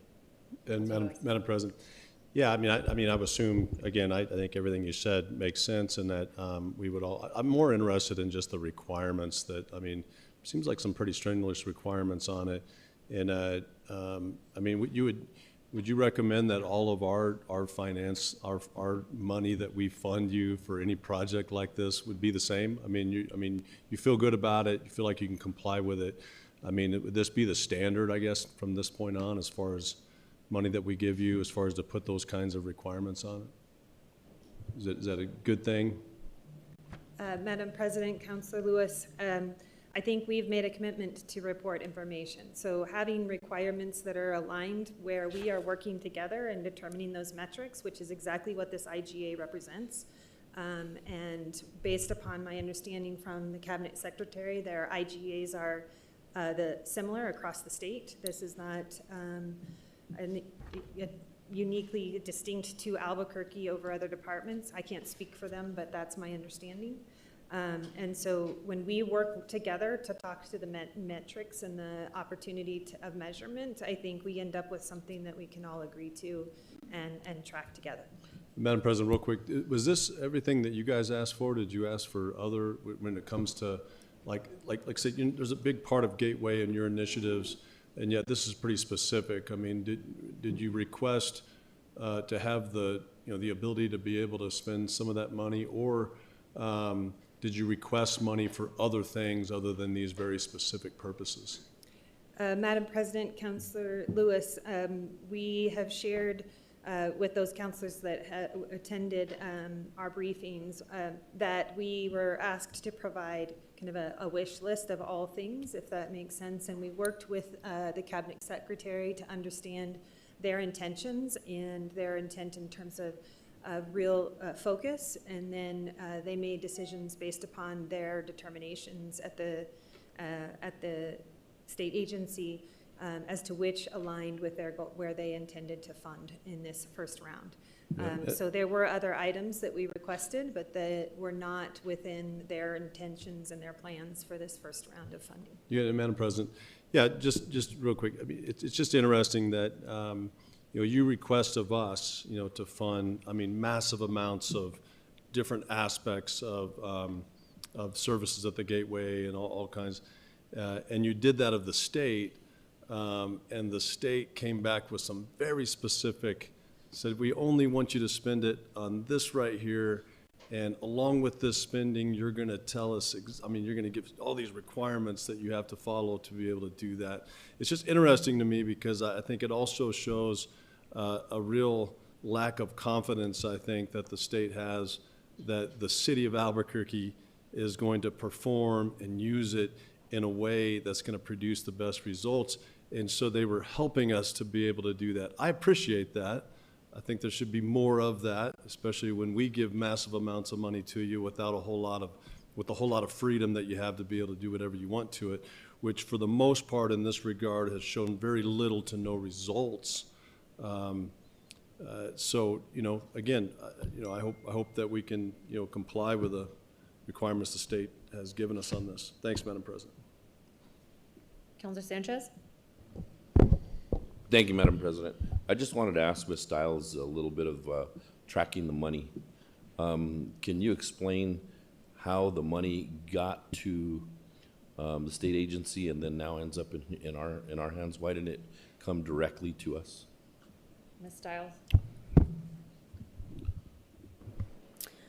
Council President, Councilor Sanchez, I'm sorry, I don't think I understand the question. So why does where's the money coming from? It's coming from the Department of Workforce Solutions, is that correct? And in that area? Council President, Councilor Sanchez, yes. Okay, so I heard that, and this is something that probably needs to be researched, but I heard through the grapevine that this money was supposed to be coming directly towards the city of Albuquerque without having to go towards the Department of Workforce Solutions. And I think it's along the same lines as, and I just need to follow the money. So can somebody give me that background in reference to that? Because I've heard that money came from the governor to Department of Workforce Solutions, and now it's coming to us. Is that correct? Madam President, Councilor Sanchez, so the original piece of legislation that was passed by the House and the Senate went to the governor's office, and there was $40 million that was supposed to come directly to the city and $40 million to the state. The governor line item vetoed the language that said that the money that was going to be coming to the city, to the city and the county, the governor line item that veto. So that meant that she was the one that the executive branch was going to determine how that money was spent.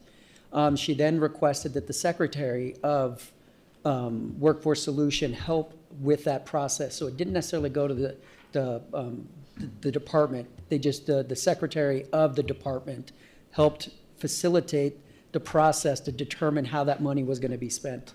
So that's where I believe the administration, if I'm not wrong, worked with Secretary Nair to determine how that money was going to be spent and sent to the city.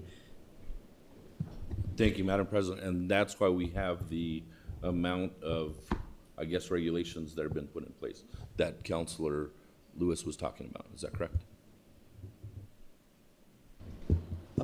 Madam President, Councilor Sanchez, I don't know the reason and why we weren't in the room when that happened, but that was a discussion with the administration and with the secretary. But the administration, that was the governor's, the governor's office essentially working with Sarita Nair, they were the ones that actually made the determination of what needed to be in the intergovernmental agreement. Okay, one last question.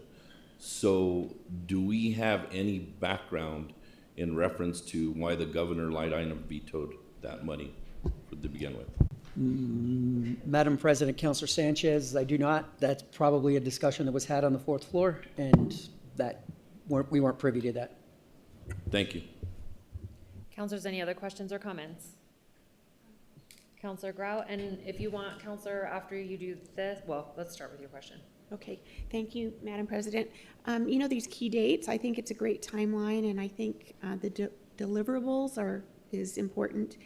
Can we be added to that list of when you submit a required data as set forth above, reporting period? Could you send those to us too, so we could, I'd love to see the progress and see that it's being spent wisely and well and all the things. I think that would give us a lot of confidence too in its use. Madam CAO. Madam President, Councilor Grout, we commit to the information sharing being shared so that we all are reporting on and able to discuss what the outcomes and the learning that we're having. I will state that in our discussions, a big part of this in connection with the state and their engagement is for all of us to learn about the impact and what's most effective. And so that there's potential for learning, obviously, to be replicated and or shared across the state, as we know that this is not only an issue in Albuquerque and Bernalillo County. Thank you. Any other questions or comments, counselors? Counselor Peebles-Born? Thank you, Madam President. Just during our briefing, I requested kind of ongoing study sessions or briefings, and the CAO sounded very amenable to that. So I just wanted to make that clear that request has been made and it's been accepted. That's my understanding, Dr. Single. Madam President, Council Peebles-Born, that's correct. And I don't want to speak for Council President, but we had discussed already beginning to work on, towards scheduling and working on that calendar.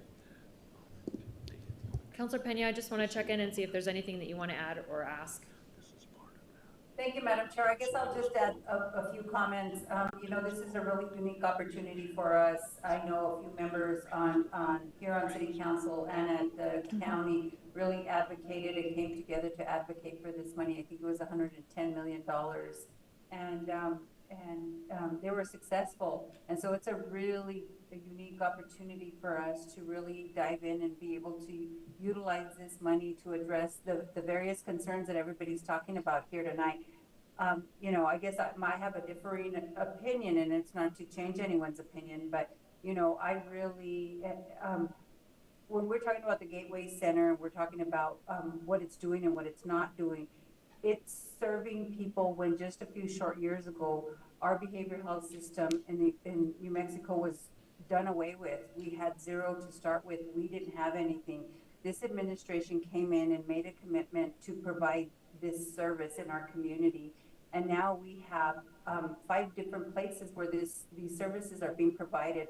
Are they exactly where they need to be? Probably not. I think we do need to invest additional dollars. So I'm so glad that these dollars are here to be able to provide the resources. And I really think that we need to invest more. We talk about having to address this crisis that we have, and the money that we're putting into it, and the money alone that the city of Albuquerque has. I think we have like $10 million a year for operational money. I'm not sure how much we have in capital that we've invested. But then, you know, the county has, I don't know, what is it, 20 million? I'm not accurate on these numbers, but $20 million a year. And we're trying to build a system for people who are suffering from homelessness and addiction from the ground up. And I think we've done a pretty decent job. And when you look at it, when you look at the issues, when we're talking about incarcerating someone, I think the rate of incarceration, this was years ago, it was like 35,000 a year. I think it's upwards of almost 50 now. We have about 1,800 people in our system, whether they're here in New Mexico, that are incarcerated today on a daily basis. Think about the cost that is to, and all these people are, usually most of the people who are incarcerated are getting out here pretty soon, right? They're not staying there for long periods of time. There's some violent criminals that are staying there. But this cost to New Mexicans is, we're doing it from incarcerate them, but then they get out, and then where do they go, right? So we have to really be diligent about building our behavioral health system. So I think it's an opportunity for us to have those additional dollars so that we don't have the same complaints that we're not making the investments that we need. And then I think as a city, we need to continue to make those investments in a much larger way. So thank you. And I know, Councilor Bassan, you know, I know you have your concerns about the Gateway. But I just want to share that, you know, I know we both, you know, she was amenable to being a sponsor on this bill, and she, you know, waived that so that I can be on. So thank you so much. I appreciate it, and I think this is very important for the city. Councilor Sanchez? Thank you. Here we are putting more money into the Gateway, and I can tell you, because I live it every single day, that on 60th Street, and I've called the CAO and I've called Mr. Whelan several times on the facilities that are on 60th Street that are 100% ignored. There's at least 80 units there that have brand spanking new roofs on it. There is barracks that keeps on getting broken into. on 60th Street. Finally, they've gone over there to fix it, but that barracks has been sitting on 60th Street and Central for the last 4 years, empty, with weeds growing all around it. You have 80 units of affordable housing that have brand spanking new roofs on, where sometimes I see water leaking out into the streets, and I see people going in there and utilizing those things, and they're not even being boarded up. I look over at Central and San Mateo, and I see a building that is, I don't know how many stories tall, that they use a dumpster to block the entrance of that building. And I think they've even found dead people in that building. And the city owns these properties, and yet they're not doing anything to take care of them. There's a lot of issues that are not being addressed by the city that probably need to be addressed prior to. And I think that some folks in the media need to take a look at what's happening on 60th Street, because like I said, there's 80 units. Those are 80 housing units that are sitting there vacant and have been sitting vacant for the last 4 years of my administration. And I've had to call over and over and over to get these things taken care of, and yet they're not being handled. They're still vacant right now, so if you go by there, you can see that they're vacant. You can go over there and you can see that police are in there. There's actual cameras on the kiosk cameras that are out there as well. And I don't know why we're not doing anything there. We could be putting people in housing right there just by going out there and fixing those units. Madam CAO. Thank you, Madam President. Councilor Sanchez, I don't believe the properties you're speaking of are city-owned properties, especially not the one at San Mateo and Central. It is a privately owned facility. The ones on 60th and Central are city-owned properties. Madam President, Councilor Champagne, I believe it's county-owned property, but I will check, but I am 85% sure that that is county-owned property. Maybe we can have staff go ahead and double check and confirm too, and make sure to get back with Councilor Sanchez as well on clarifying the properties, please. Councilor Grout. Thank you. I have one last thing to ask. I'm looking at all the $21 million that the state is giving the city to invest wisely. The majority of it is for operations. So how are we going to fund these properties next year? Madam President, Councilor Grout, as we discussed previously, and it's important in the IGA, we will work together to build out a sustainability plan for operations that it will owe by, I think the deadline is December 31st of this year. What my commitment was that we would work on doing that with council to ensure that you all are aware of what that intention is as well. And again, our intent is not to create surprises as we move forward. We are in a place now, as you said, this is operations dollars. So the investments that we've been discussing previously made have been in the capital improvements primarily at Gateway Center. We've made, as we all know, multiple improvements at Gateway West as well during this. And so when we put these dollars into operation in October, we'll be in a position to be operating and providing services to individuals in the spaces that we've made these investments in. Thank you. Councilor Champagne. Thank you, Madam President. Okay, now I'm only 19 months into this new job, but we've spent how many hundreds of thousands of dollars on Gateway, and it's for capital improvement, and now this is for operation. Is that correct in what I'm hearing? Do you want to ask the administration? I or would council love staff? an Who answer. would you prefer? From administration, please. Madam CAO. President, Councilor Champagne, we have brought to you all multiple types of contracts. When we speak about the dollars of investment that have been previously done, I think Councilor Bassan and I have talked about this, of $70 million of investment in capital projects has been related to renovations and capital improvements across the Gateway network. We have had multiple contracts that have been associated with operations that we've brought to you all here at council. Each time we've distinguished those as related to operations. So we can walk through those contracts. Get to that page.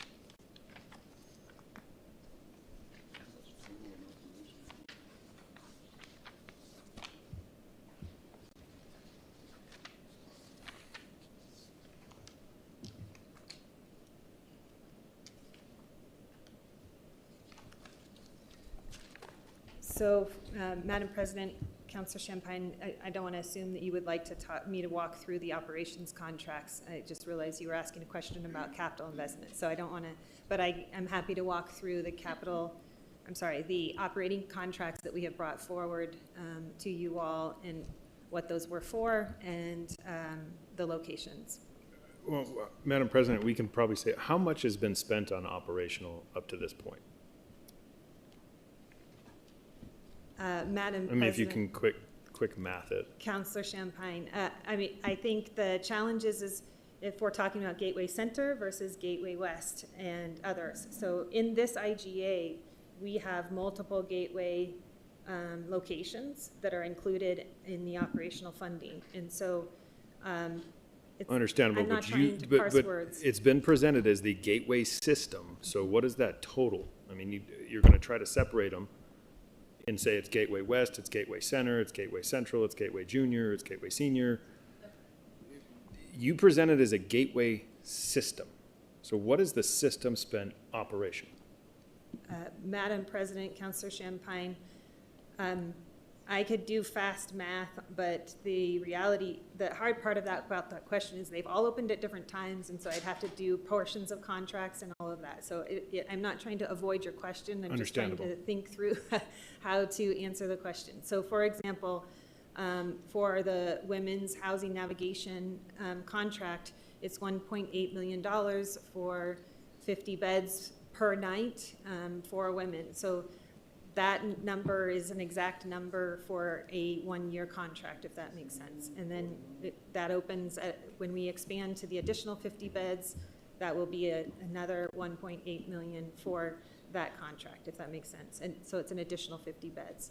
So the answer is hard to on operations is hard to answer because the women's beds have been open at Gateway Center since 2002. We will open new beds, in October with this funding and these contracts. Gateway West has been open since 2019 with available beds of around 600. Those contracts have been each year annually different amounts. Madam President, then if it's been open since 2019 and 2022, and it is the flagship of this administration in the city, I would think that you would know that it's cost us $150 million in 2019. In 2020, it was $167. We spent a little more in 2020. In 2020, we'd be a little more knowledgeable. And I'm not saying you run a city. I understand that. So there's a lot of intricate parts of it. But if this is as important as it's being sold to and said so much that it services 1,000 people a day, we would know the details. You would know them a little more familiar in the sense of, yes, it costs us $200 million every year to run the gateway system, all 5 entities of it. Is that an odd question to ask in that? Madam President, Councilor Champagne, it's a legitimate question to ask. Guessing which question is going, we prepared materials believing that we were answering the questions that have been asked. And we have a few additional questions that were brought forward by councilors in our briefing that we're prepared to add those materials. They're working to do that. But we have a full list of every single contract, exactly how many people served a night, how many people served a year, the total amount of that contract. The question now being asked is, how much have we spent in operations? I can add those numbers up and get them for you year by year. Okay. We can answer any question. We just have to understand the question and the angle that it's coming from. Yeah. Madam President and CAO, I don't want to take away from the services that these companies provide. These companies, I'm sure, pour out their heart and soul to what their mission is and what they're trying to accomplish. And so I don't want to take away from that. It just seems like we are spending money upon money upon money that from us and now going to the state to saying this is still a problem that we can't even say, hey, we've spent X amount of dollars, and these are the results. It doesn't readily be able to say that. If we're trying to sell this in the sense that we should continue funding it, and then it's a successful operation servicing 1,000 people a night, that we would be a little more readily prepared to say, this is what we've done, this is the results of it.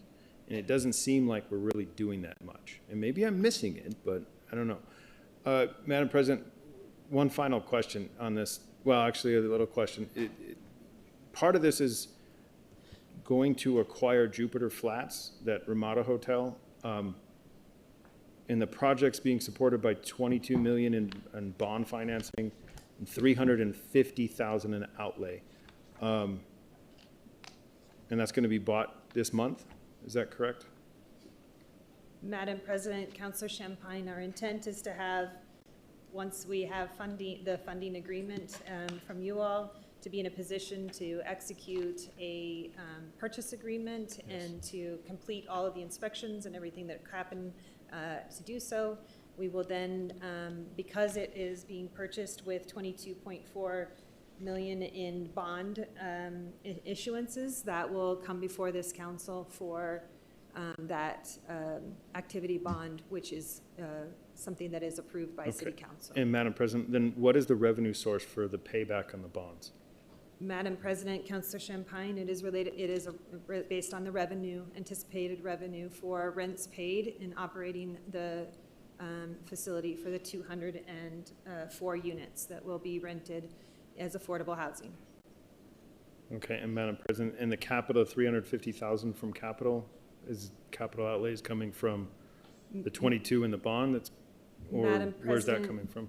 I'm sorry, I didn't mean to cut you off. No, you're good. No, you're good. Madam President, Councilor Champagne, my understanding is it's direct capital outlay designated for affordable housing. From us, or from the city, or from the state? Madam President, sorry. Madam President, my understanding is it's from the state, but like legislative direct capital outlay. So. Okay.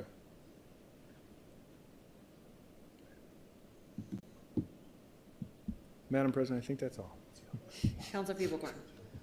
Thank you, Madam President. I just wanted to bring us back to reality, which is that this all started with the Middle Rio Grande Housing Collaborative that this body created, and we have worked with ourselves, the county, the administration for several years now to develop this request for affordable housing dollars. The legislature was kind enough to provide that funding. I would like to thank Chair Small and all the members of the Appropriations Committee, and then also Chair Munoz and all the members of the Senate Finance Committee, because that line item stayed in that budget through the whole entire process. And then, yes, the governor did line item veto, but she kept the money and made sure that Secretary Nair was was able to get the money to us to do affordable housing in the city of Albuquerque and in Bernalillo County. And I really thank both the governor and Secretary Nair for that. I'm thrilled that $80+ million is coming to our community to provide affordable housing dollars. We need a lot more, but this is a really great start. And so I just wanted to show that we are very thankful to the state legislature. There is additional funding available, and we certainly hope that they will continue to consider us in the future. So, thank you. Counselor, since this is an appropriating bill, it does need to have 2 hearings for the public to be able to ask further questions moving forward. I'm going to make a motion for a deferral to September 15th. Second. There's a motion and multiple seconds. Madam Clerk? Counselor Baca? Yes. Counselor Champagne? Yes. Counselor Peoplecorn? Yes. Counselor Grow? Yes. Counselor Lewis? Yes. Vice President Pena? Yes. Counselor Rogers? Yes. Counselor Sanchez? Yes. President Bassan? Yes. Passes unanimously. So counselors, I did move that one up from final actions before approvals because the next approvals have to do with some of this bill as well. We're going to leave some of the additional final actions for later this evening. We're going to move on to approvals. Right now, we have EC 426, request approval to add funds to the professional service agreement with Chicanos por la Causa to operate Gateway Women's Housing Navigation Expansion. I move approval. Second. Second. There's a motion and multiple seconds. Before we do any discussion, let's go ahead and go to public comments. Thank you, Madam President. We have Dr. Lisa Christofferson, followed by Joseph Griego.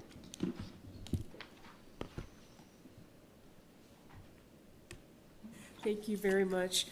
I voted in the affirmative for the November 2019 bond request that was put to the voters, to us in Burque, for a one-stop location for wraparound services, rehab, shelter. And I had the privilege, while I was doing my doctoral study, to be on the judge's staff when that lawsuit came through. Asbestos was unknown in that 70-year-old Loveless Medical Building before it was purchased. So for the record, the city never should have purchased that building without going to stakeholders around the Loveless building, because now we're limited by the neighbors and their discontent. Concerns from the neighbors did limit, and so absolutely we need accountability for our taxpayer monies. My concern is that we ignore the concerns sometimes expressed by those people directly affected by the decisions that are being made by this administration. This mayor's reactiveness versus community proactive engagement was seen when the National Guard was called in. They came after the thought to come and ask us how we felt about it. So we should have built new. All of that said, how are Buqueños to trust this city mayor, this city? Because, yeah, it's not city money, but it's state money, right? That's still taxpayer money. It's not like there's a tree that is growing millions and millions of dollars. So I'm concerned, appointment-only shelters, I mean, that's not what I voted for. Maybe I misunderstood. So as we work with unhoused people, have had occasion, of course, as you know, with the youth, but we have adults, well, they're ready to go someplace, and because it's appointment only and you have to be connected to a nonprofit entity to be able to even access, how is that going to change? So yes, we need a place to put people, but it not being available to the unhoused, only to those who are connected, that's not what I voted for. Joseph Griego, followed by Lily Oiler. Madam Chair, members of the council, I think one of the big things in regards to the funding you were talking about regarding the state, I think, is that as we operate the shelters, as we operate the gateway, as we operate services for the unhoused, the homeless, is finding the opportunity and the partners to be able to transition them. That's the biggest piece. You heard earlier tonight of the cost of rent and the rent going up for these individuals. That is a fact happening across the state, across the country, where people can't afford their rent. It's not because they're not trying to, it's not because they're not working hard, it's because of the current economy we live in the state the country is in at this point. If we don't have the partners, it's hard to transition people to the next level. How do you get them there if you don't have the partners, if you don't have the housing? And I think that's the biggest piece that is an obstacle for any non-for-profit dealing with trying to get to the next level, get these people to the next level, is having those partners, having the availability for housing. And so without the additional funding, without the operational dollars to be able to place them and to get them where they need to be, you're still going to run into the same problem year after year after year. And so I think it's great that the state gave the money and you asking for the accountability, but I think the piece is really where do we place these people? That affordable housing, those voucher systems are important in order for us to be able to place them. Once we can place them, there's that training piece that comes with it. We can get them on their feet, we can get them, but once again, it's that affordable housing that is going to be necessary. We're seeing this in Rio Arriba County, we're seeing this in San Miguel County, we're seeing this in Las Cruces. It's not just here. That affordable housing is an issue and will continue to be an issue. As you heard people speaking, their rent going up by $250 every 3 months. At some point, rent is as much as a mortgage. And so, I leave it there. Thank you. Lily Oiler. Unless she's on Zoom, Mr. Cornelius, I did see her walk out earlier. Thank you, Madam President. Also, Isabel Felix and Aaron Garcia are not on Zoom, so that does conclude comment. Thank you. Thank you. Counselors, we're on EC 426. Any questions or comments? Counselor Baca? Thank you, Madam President. Just a quick, we did meet, myself and Councilor Rogers and Councilor Feeble-Corn with the administration on a few meetings on this topic after the last council meeting about this. And, big thank you to Dr. Verplu for her help. There's still a lot to go through, but we've made some pretty good first steps, I'd say, in understanding this and getting this issue under rein. So thank you to the administration for putting in some work and time on this. I appreciate it. And as far as this funding, I mean, this is an agreement with the governor's administration, and so they've done their own due diligence. So I'm good on this one. I urge others to support it. Counselors, any other questions or comments? Counselor Rogers? Thank you, Madam President. I just have some questions for Chicano por la Casa, if possible. Mr. Griego, if you don't mind coming up to answer questions, it would be great, unless we want to go ahead and have the administration and Dr. Verplu. No, thank you. My questions are for the operator. I spend a lot of time speaking with my unsheltered constituents, because they're my constituents, and a lot of people think they don't vote. They do. And so one of the things that I'm hearing about this is Gateway East, right? This would be the women's navigation. And it kind of goes to the public comment or two about access to the Gateway Center. Something we're going to be working on that I'm asking your help with is our Good Neighbor Agreement. So a lot of folks, we have to, for District 6, we have got to, as a community, relook at the Good Neighbor Agreement that says we've agreed with our neighborhoods that Gateway would not be a walk-up center. Why we agreed to that, I don't know. But people cannot walk up to Gateway right now and get the help that they need. So that's number one. The biggest thing that we need to do as a community together is come up with a better Good Neighbor Agreement, so that way folks, because right now my neighbors, they're over it. The compassion fatigue that I'm seeing across the community, I used to have to train nurses on, and I'm seeing it across the community, and it is dangerous when people lose their compassion for human suffering. That's what we have happening. So I would like to work with you, with our team, Jennifer McDonald, to really redo that Good Neighbor Agreement. And as the provider for that, you have to be front and center in helping us with that work. And then also just some type of a loop back feedback system, I think would be something great for the residents that live there, and some of the things that they come to me about that I'm urging them to come to you about. That we can work on. But I think regardless of what money we put into the Gateway, it will not be successful if people cannot go there for help when they need it and when they're ready for it. Because right now that's not happening. It's just not happening. So I just wanted to personally ask you for help with that, because I think that is where we can get somewhere. We can get this place booming and moving and being the hub that we all want it to be. We all need it to be. I desperately need it to be for my district. A place people could walk up and get the help that they need, whatever that is. And so I would really love your help with that too. So, and we will commit to helping Thank and you. working on whatever we need to. Thank you very much. Counselors, any other questions or comments? The motion is it's for approval of EC 426. Madam Clerk? Counselor Baca? Yes. Counselor Champagne? No.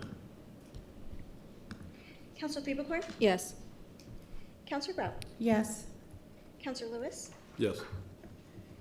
Vice President Pena? Yes. Counselor Rogers? Yes. Counselor Sanchez? No. President Bassan? Yes. Passes on a 7-2 vote. Moving on to EC 427, request approval to add funds to a professional services agreement with Community Bridges to operate Gateway Men's Housing Navigation Expansion. I move approval. Second. There's a motion and a second by Counselor Feeble-Corn. If we go to public comment, please. Thank you, Madam President. Anne Marie Johnston, followed by Lily Boyette, who is not here. Thank you.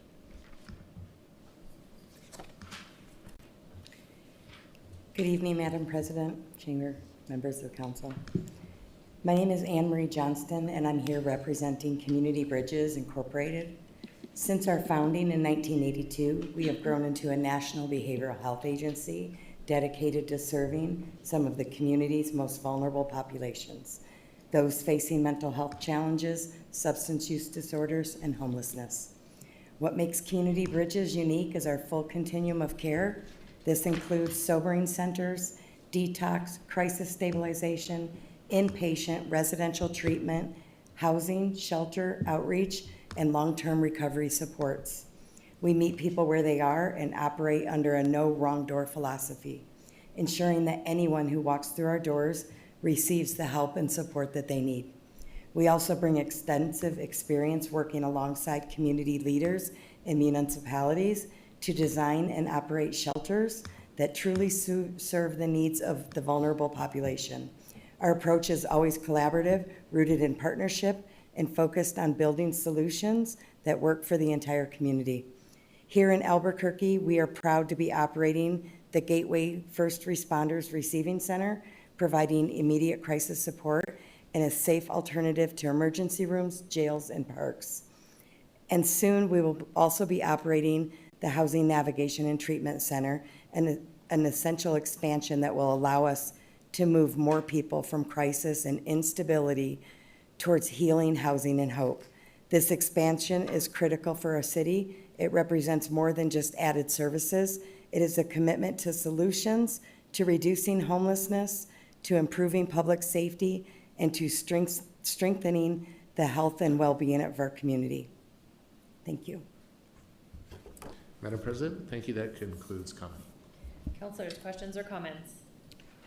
I just have one. Councilor Grout? Thank you, Madam President. I have a question about how long does it take once you have clients stabilized? How long does it take to get them into housing? So that does depend on the housing resources that are available in the community. Our goal is 90 to 120 days. Would you say that there's a bottleneck in the system? I don't think that I could answer that right now because we are a brand new provider to Albuquerque. Okay. Will you get back to us on that? Sure. Thank you. That's it. Any other questions, comments? Councilor Sanchez? Thank you.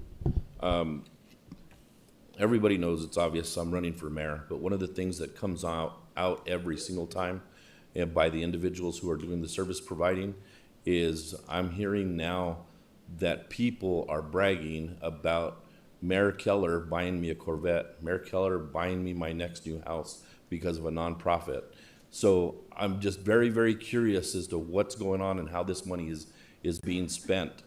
So what I was looking for is I just want to know, how much money do you pay yourself out of this contract? I'm 5% out of this contract. Okay, and what does that come to? I would have to look at it. I would have to look at what 5% is of that actual contract. Okay. Is that something that we can figure out real quickly here on the dais? Anybody? Ms. Gouladon, are you able to figure out the math on that, or Ms. Stiles, or somebody? Council President, Councilor Sanchez, I will see if I can find it. It'll take me a few minutes. What's the total amount of the contract? Yeah. 1.3 million. So can you figure out what 5% of 1.3 million is? No, I'm not 5% of the entire contract. I'm 5% of my salary. So your salary is 5% of 1.5 million? No. My salary, do you want to know what my salary is? I'm just curious as Madam to President. how much we're trying to, I want to make sure that we're not spending the money and just providing a livelihood for someone who's maybe not doing the job. I Ms. just Keefe? need to know that the job is being done. Ms. Keefe, can you please explain if there's any legal issues with Councilor Sanchez asking questions about the salary of a potential of a contract with the city of Albuquerque? Council President, I would say no. He's free to ask the question. Of course, the response is what, there doesn't necessarily need to be a response, but he's free to ask the question. Counselor Sanchez, you may proceed. Madam President, but point of order, are we asking as a candidate for mayor? Or are we No. asking as a city councilor? We're asking as a Because city in my councilor. opinion. Counselors, if you can please make sure to direct through the president, I would be grateful. Thank you, Madam President. Counselor Sanchez. I am not. I'm asking as a city councilor, protecting the assets of the city of Albuquerque from the legislative body that I am been elected to. Madam President. Counselor Rogers, and then I'm going to let Counselor Sanchez continue with his questions, and you're free to answer or not.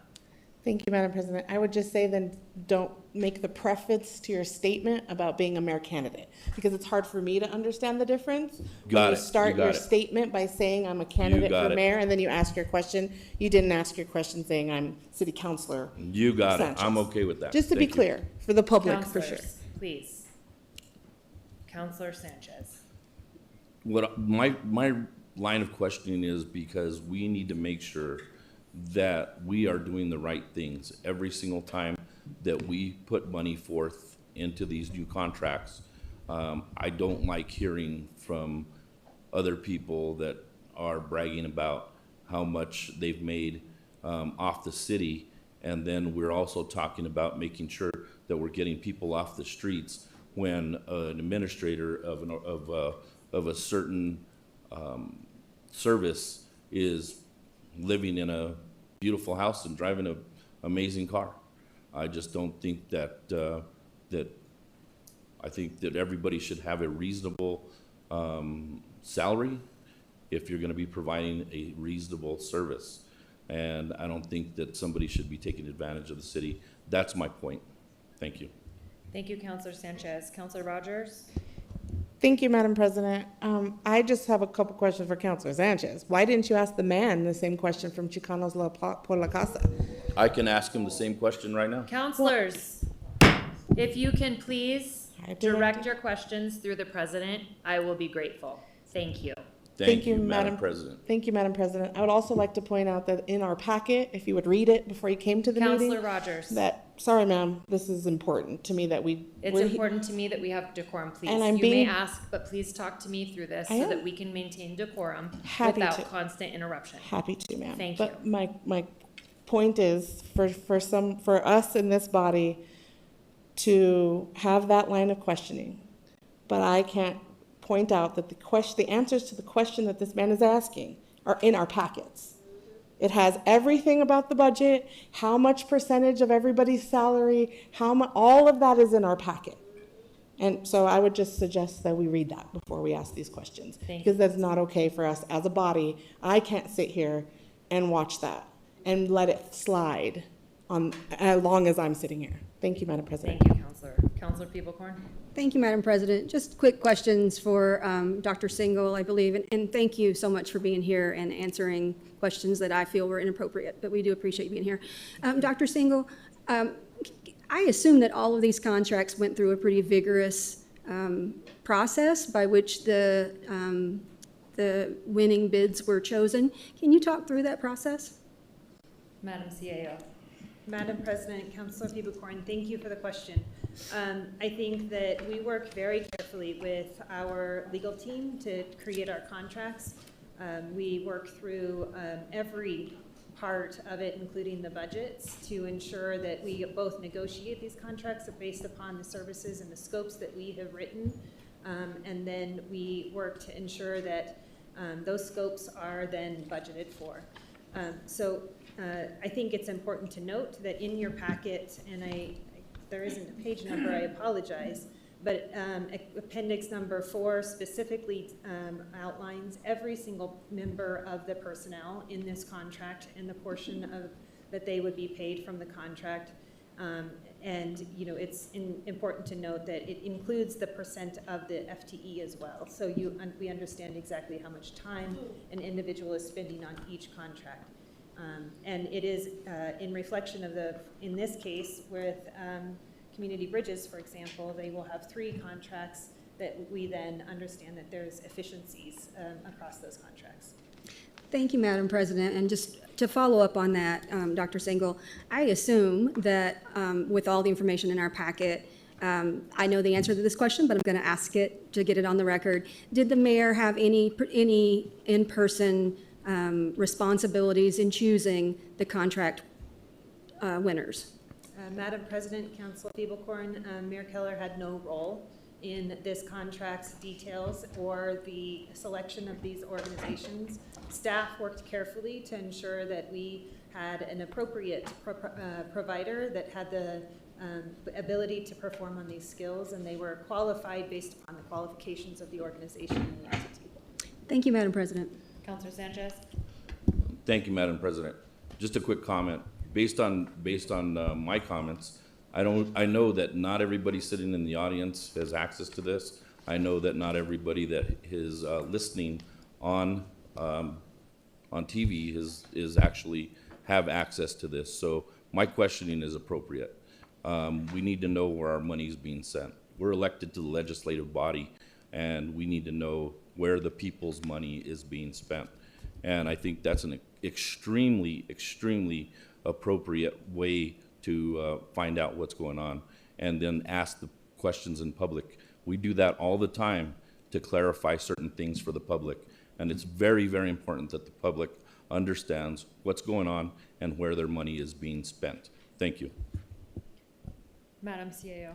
Madam President, thank you. Just to respond specifically and directly based upon the appendix for the last item, Senior Director of Shelters and Outreach, to answer your question specifically about this contract, $12,317 is going to the Senior Director of Shelters and Outreach, which is the individual you were addressing.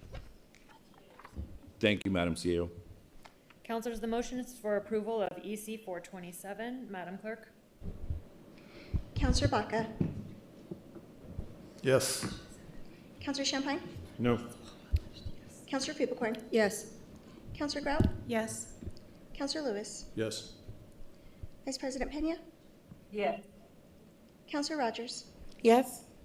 Counselor Sanchez, No. President Bassan. Yes. Passes on a 7-2 vote.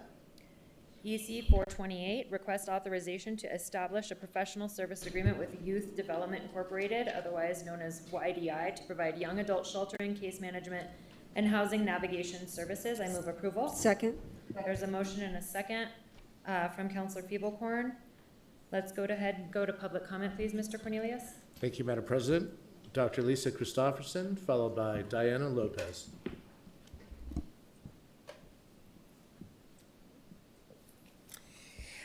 I was going to start with speaking in support, my high thankfulness to YDI. But President Bassan, as a female, I do acknowledge that both of these request approval to add funds, the optics is what we might think about when a man was not questioned, but the female was, and rigorously, the optics on that, sitting here is disgusting as a female. How do we raise an objection to being subjected to that kind of misogyny? I understand we need to know where our money is going. I support that very well. It just did not feel very well sitting and listening to that. So YDI, they came in when we needed Job Corps, when Job Corps was closing down.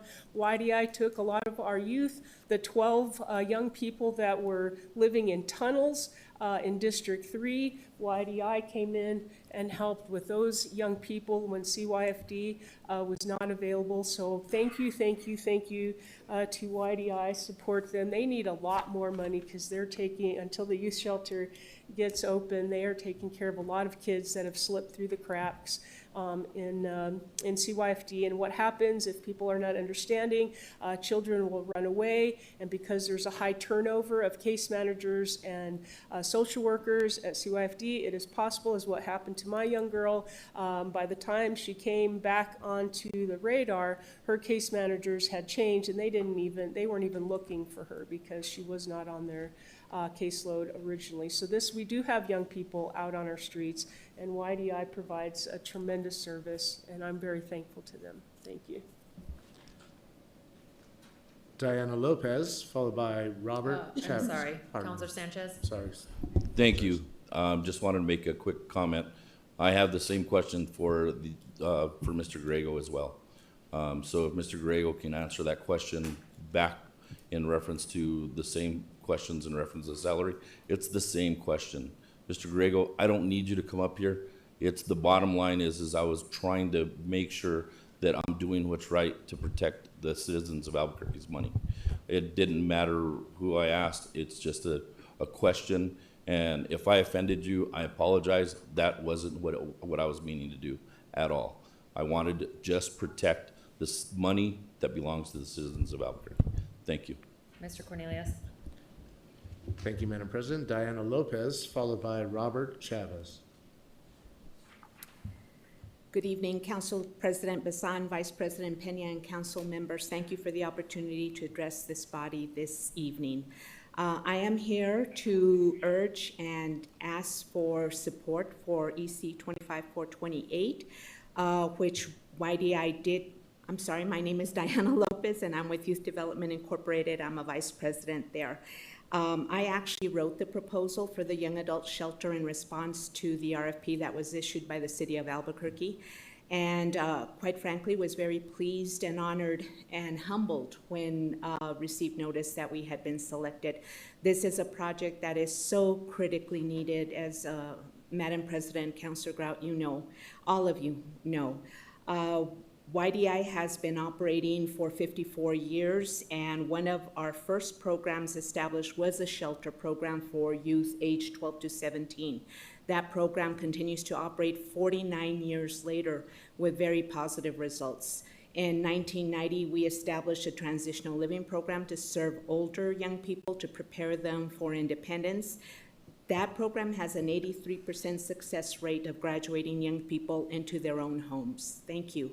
Currently, we have a rapid rehousing program through the city. We have served double what we were contracted for, and there's a 93% success rate of those clients, we call them, graduating into permanent housing and their own home. So I heard loud and clear from the council earlier that outcomes are very critical. In addition to quality of care, outcomes are critical for YDI as well. And thank you for putting your trust in us for this program. We welcome visitors, questions, and come visit us when we're up and running. Ask us about outcomes. We'll be glad to share. Thank you very much. Robert Chavez. Good evening, President Basan and councilors. My name is Robert Chavez. I'm the CEO of Youth Development of YDI. For transparency, as Diana has indicated, we're the proposed contractor for EC 25428. I'm here to respectfully ask for your yes vote to authorize this agreement. EC 25428 fills a clear gap for 18 to 24-year-olds.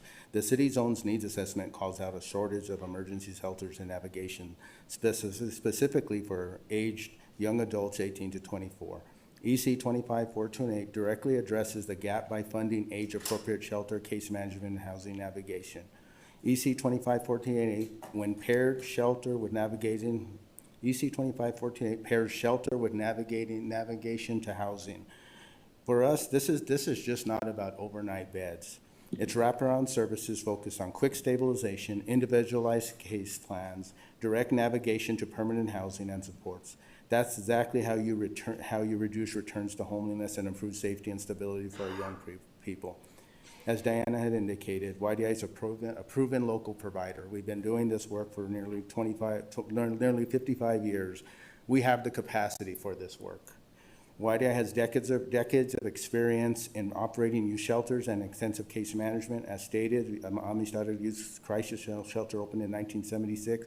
This would be YDI's 9th shelter. We're ready to stand this up with trained staff, 24/7 supervision, strong coordination with city systems. EC 25428 will also connect our youth with other YDI and community support services. For example, high school equivalency training services, work skills. We support accountability and performance with 30, 60, 90-day follow-ups that are required. This aligns with the city's youth homelessness strategy and complement other gateway expansion. So thank you. Questions? Thank you, sir. Thank you. Madam President, that concludes comment. Thank you. Councilors, any questions or comments? Councilor Grout? Thank you, Madam President. I am so excited for this contract. Passing this contract has been important to me for the last 3.5 years. Councilor Feeblecorn and Councilor Brisson and I started working on this 3 years ago. And to see it come to fruition is a dream come true. Everybody that knows me knows that I have a heart for children. And some children don't have parents to guide them, to teach them. So we need to do that. And this facility, this place, this home, is going to help a lot of kids. And it's going to have a lot of services available to help these kids, these young adults, become independent. And I'm thrilled that YDI has been chosen for this job. We have been, for the last year, we have been working, and monthly we've been getting updates on this facility.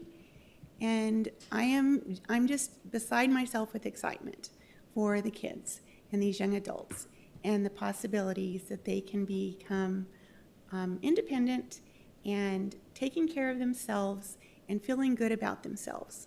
And so I can't wait for this to open. And I hope that everybody will support this. Councilor Feeblecorn? Thank you, Madam President. I, too, want to just say how excited I am to see this happening. This is a really wonderful project, and it's really needed. I think we can all agree on a couple of things, and one of them is no young person in our community should ever be unhoused. And so I am so grateful that we were able to do this. I just want to do a little timeline because it was pretty impressive, if I do say so myself. It took us a little over 2 years to raise the funds to do this project. That is pretty fast, and wouldn't have happened without my fellow councilors, Bassan and Grout. And then I want to thank Dr. Single, because when she took office, I was very frustrated that we had not found something. And very quickly, the administration did find the perfect place in the middle of District 7, very, very exciting, to do that. And then we've been remodeling it. It will be about a year when it is opened in February. And we will have a place for a lot of young people who are currently unhoused to go and live and learn all kinds of things that they need to know, life skills, how to cook, how to manage their finances, all of the things that you don't know if you are a young person who is unhoused. And I can say that because I was a young person who was unhoused, and I didn't know how to do any of those things. And I'm so excited that we're going to give the young people in our community the opportunity to have that help. So I just want to really quickly thank my fellow councilors again, and also the legislators. So many of our state senators and representatives gave a lot of money to this project, and also Congresswoman Stansberry, who has been a supporter since the beginning. And so this is the example of what we can do when we work together. We can help people who are unhoused, particularly young people, and we welcome you in District 7. We are so excited that this is happening, and I'm beyond words thanking my fellow councilors for all their support throughout this entire process. Councilor Champagne? Thank you, Madam President. I can't follow that up. That was a closing. I don't need to say anything else on that. Thank you. No. Wow.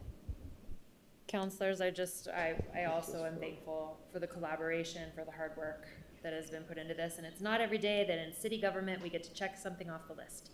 So it'll be really nice when this really happens and we get to, because there is definitely an end in sight with this one. And I'm very, very excited about it. And YDI has been very responsive about some other issues in District 4 in particular, working with neighbors who had huge concerns about things.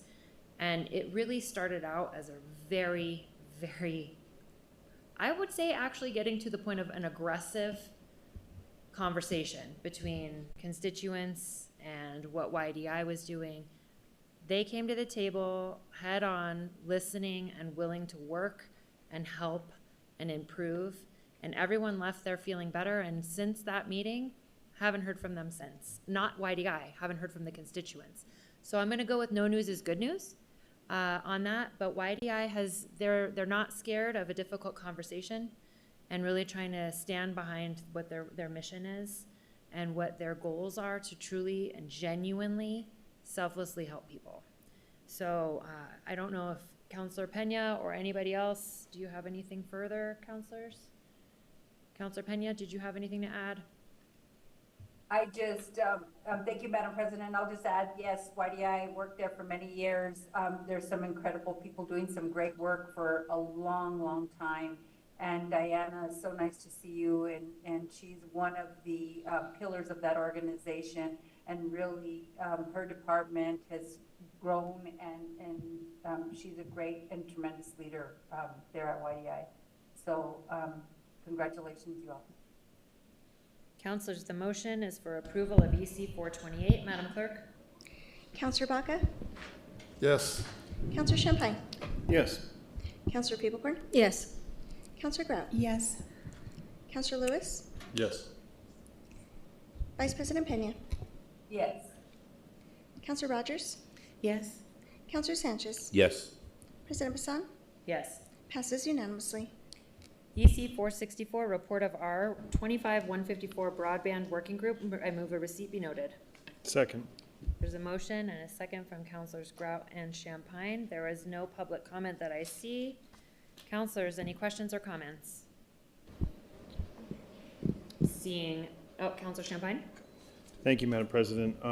Upon, I guess, approval of this receipt being noted, or if it isn't or it isn't, there will be a public forum later on this month in my district at the Holiday Community Center based on not only the results of this, but then also the results of the working group. So I wanted to let people know that that's going to be moving forward with this result or with this information, that there will be this function.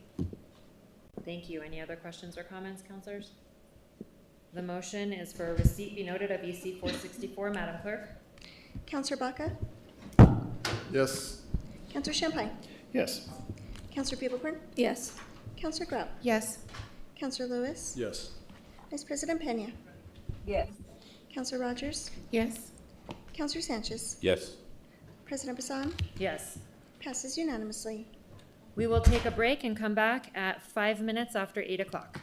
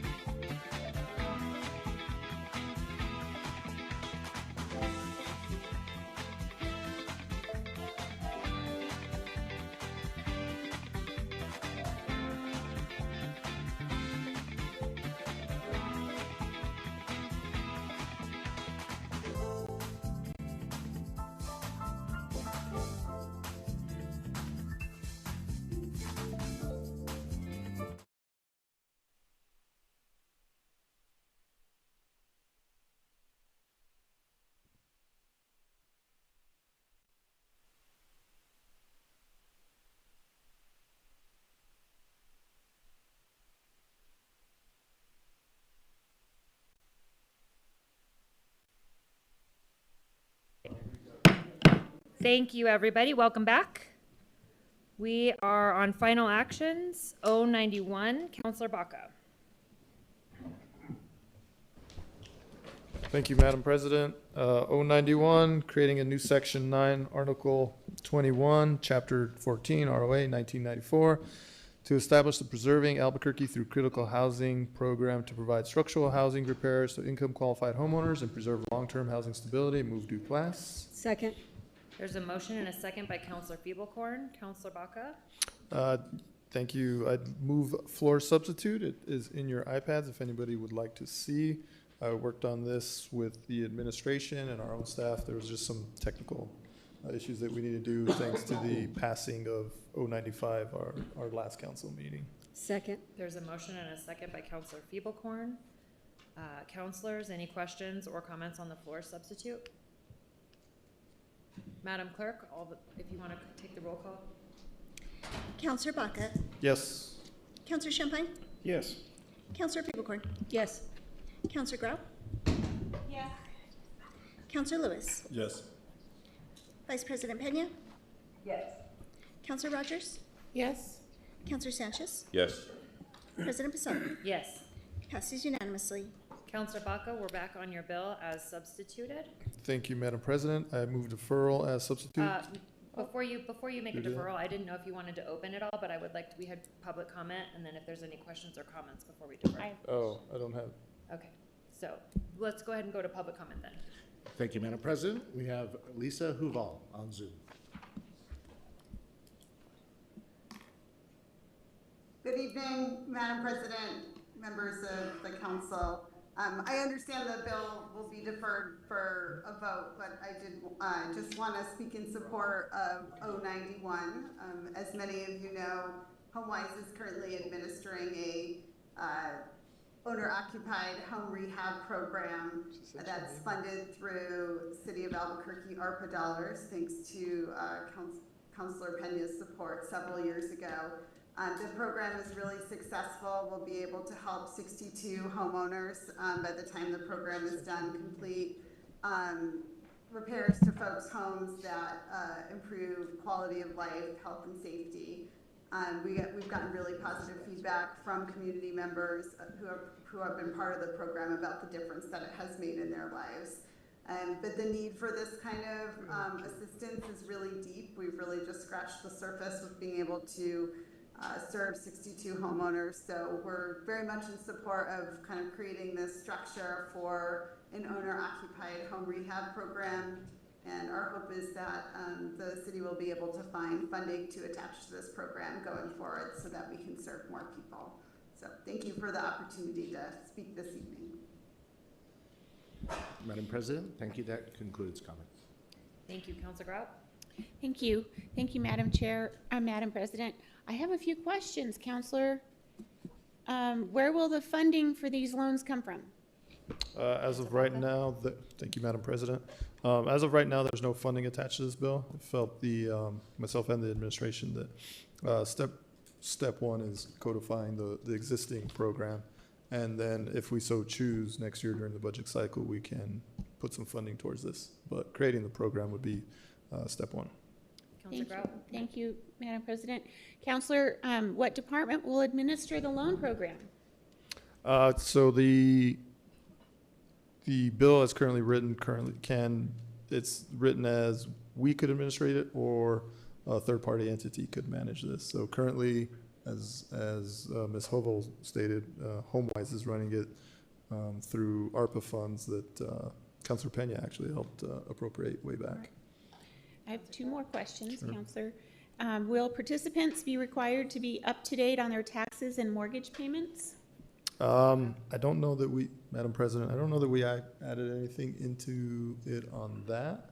There are other guardrails on this, however, to make sure it's only for structural improvements, safety improvements. It can't be used for, just making somebody's house pretty. It also has income requirements. So ideally, this would be, disabled veteran or senior citizen, keeping them in their home. Thank you. And final question, is there a particular group or city department that's asking for this? Madam President, No, this came from the administration itself, and I myself am very supportive of this program. Okay, thank you. Councilor Peoplecorn. Thank you, Madam President. Just two questions. One is, in this, there's not a reference to an actual provider, but it does sound like has been a provider chosen. Is it still up for an opening to other community members to propose to be a part of this program, or do we have the implementer already chosen? Madam President, nobody's chosen. The original program, the HomeWise was chosen using those ARPA funds. With this legislation, nobody has been chosen at this point. Okay. Yeah. Thank you. And Madam President, last question, just I love the list of the things that are allowed in the scope of repairs, but I did note that there were no kind of energy efficiency measures that would reduce energy burden for low-income folks. And I was just wondering why those were left out of the comprehensive list of options. All right. Thank you, Madam President. We should have added that into the floor substitute. Is that correct, Abby? Style. Madam Chair, Councilor Feeblecorn, the floor sub has on page 3, line 23, it says repairs should utilize energy efficient materials, equipment, and components whenever possible. Thank you, Madam President. So that's saying that we should use energy efficient materials, but we're not allowing energy efficiency upgrades like insulation, things like that.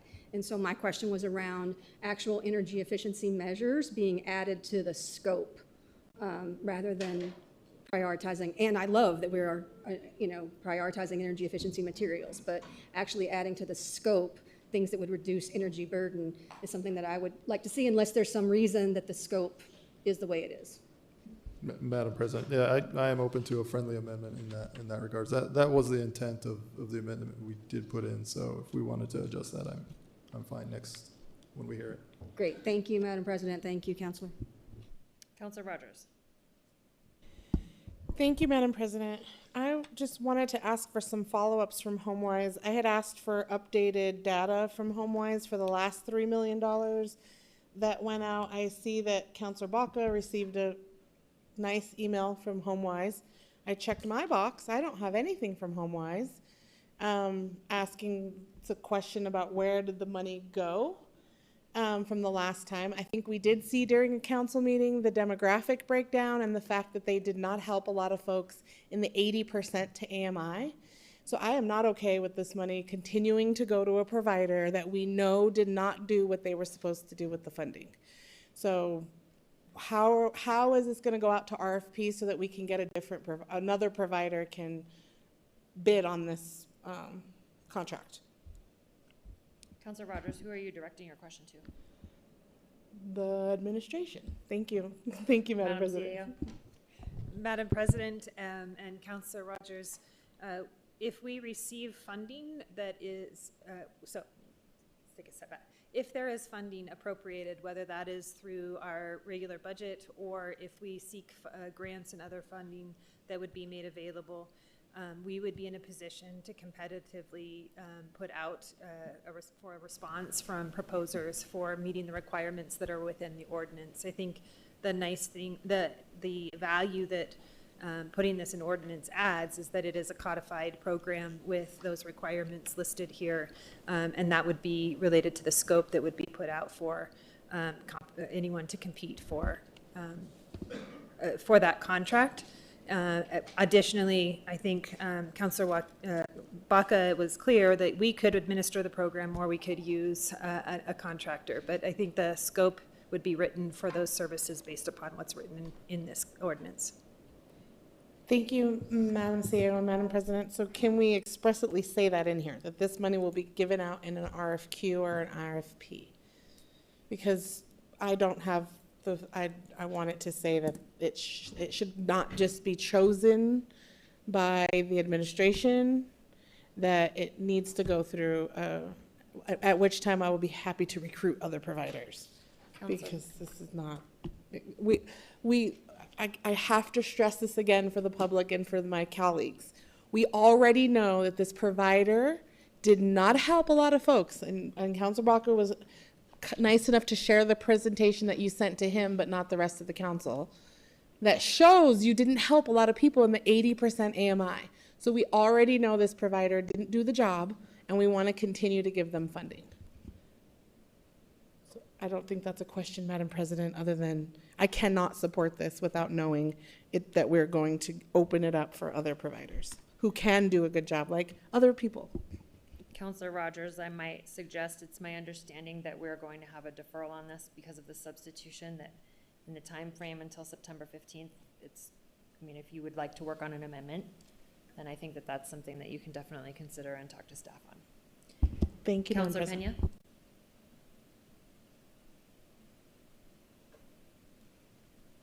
Pena? Thank you, Madam President. No, I put my hand down. I'm so sorry. That's okay, thank you. Counselors, any other questions or comments?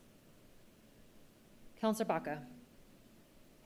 Thank you, Madam President. I move deferral as substituted to September 15th council meeting. Second. There's a motion and a second by Counselor Feeblecorn and Grout. Madam Clerk? Counselor Baca? Yes. Counselor Champagne? Yes. Counselor Feeblecorn? Yes. Counselor Grout? Yes. Counselor Lewis? Yes. Vice President Pena?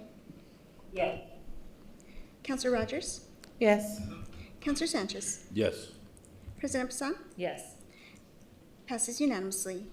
Moving on to final action, letter B, Counselor Pena, 093. Thank you, Madam President. 093 is an annexation of approximately 5 acres in the northerly and southerly portion of Tract 464, Unit 7 of the Atrisco Land Grant, located north of Sage Road Southwest between 82nd and Coral Drive, and amending the official zoning map to establish R1A zoning. Thank you, Counselor. 093 is a quasi-judicial request which requires special procedures to allow the applicant, staff, and the public the opportunity to speak. This agenda item will proceed as follows. Council planning staff will have a presentation of 5 minutes. The applicant's presentation will be 10 minutes. Testimony by public speakers, 2 minutes each. Rebuttal by applicant is 5 minutes. Cross-examination by anyone who spoke during public comment will get another 2 minutes. And comments by the planning department, if any, will be up to 5 minutes. Then council planning staff will have closing comments, if any, up to 5 minutes. City staff and the applicant must be sworn in if you will be speaking on this item as a staff member or applicant. And you're here in the room. Please raise your hand, your right hand. Do you affirm under penalty of perjury that your testimony today will be true? Thank you. Mr. Cox, will you please begin with your introduction?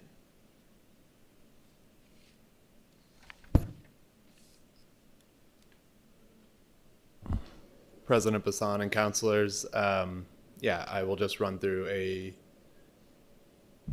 quick presentation, still getting used to the mic. Proposed annexation 02593. Basically, the request is bringing in 5 acres of land in the southwest area quadrant of our city. This is made up of 2 different parcels. The current zoning in the county is A1, which stands for rural agriculture, and the request from the applicant is to bring it in to the city under the R1A zoning, which it is surrounded on all sides by. R1A zoning is single family, kind of our smallest subtype, and is what you kind of find a majority of within this part of the city. The timeline for this request started at the Bernalillo County Commission, which has to approve it before it comes over to the city. That was approved January 14th at their regular meeting. This is the first time we've seen an annexation since 2018. It does not happen often, but if you notice in maps provided in the write-up, it is fully surrounded by city land all around it. It then goes to the Environmental Planning Commission, and it was recommended for approval at their May 15th hearing, and we are here tonight for its final hearing. When a piece of county land comes into the city, it automatically means that they have to abide by all city regulations and policies, which one, they have to now abide by the Albuquerque Comprehensive Plan. But more importantly and more tied to development, it also has to adhere to all infrastructure requirements that are laid out in the DPM or other regulations, whether that is street and road design, sidewalks, drainage, anything that might go into the public right of way and now comes under the city's kind of jurisdiction. But also the applicant has also agreed, as required under annexation, to adhere to city policies regarding land dedication. And so that could be, in some instances, we ask for a new landscape buffer along streets or something along those lines. The last bit that I want to point out is that annexations do come with increased revenue for the city. While this is a relatively small amount, it starts out as these two different parcels valued at currently $9,766 and $27,364. That is assuredly to go up once the land is approved or improved and developed upon. And so the city will see some increased revenue from property tax, but I don't have that exact number as to what we can expect. But thank you. Here for any questions y'all may have. Thank you. We'll move on to the applicant's presentation.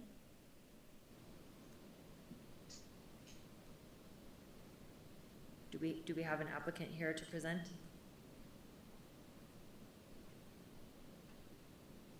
No? Okay. Then we will move on to the testimony by public speakers. Thank you, Madam President. We have Tad Niemitzky signed up to speak.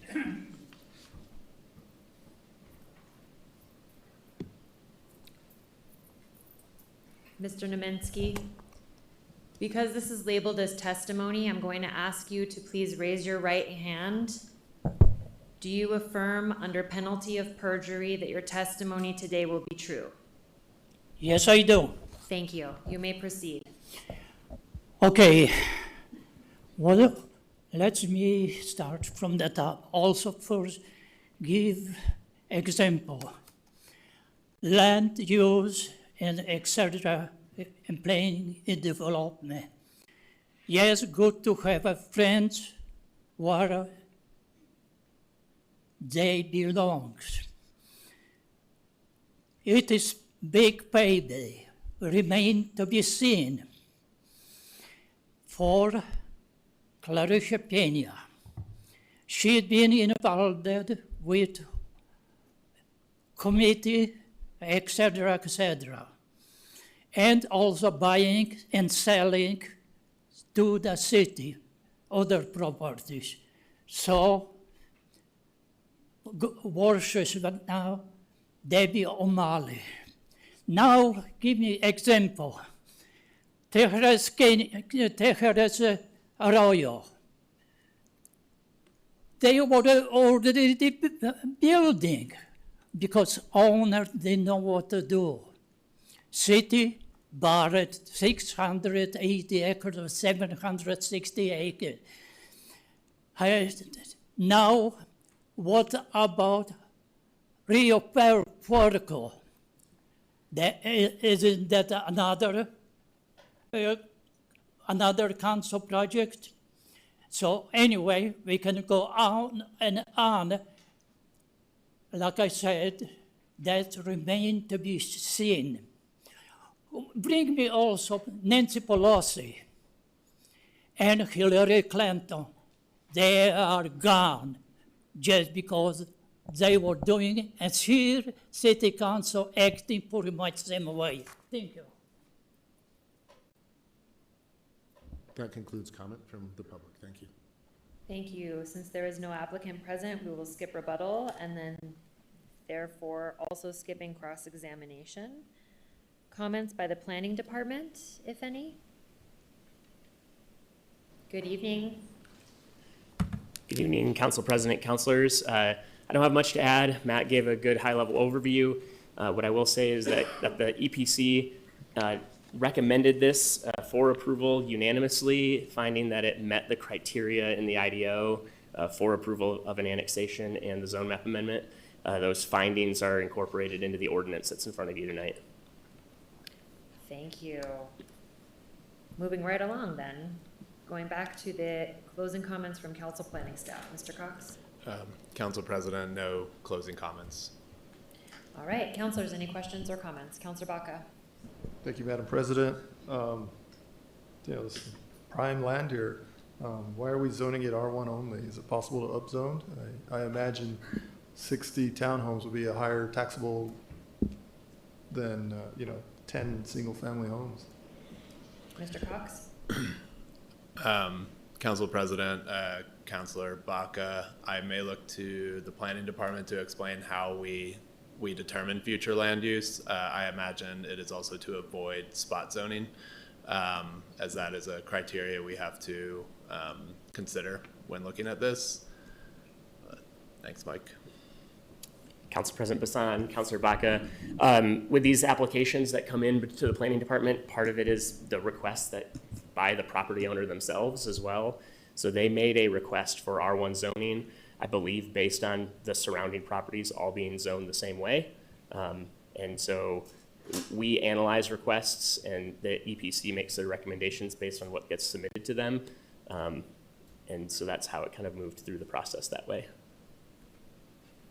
Councilor Baca? Councilor Sanchez?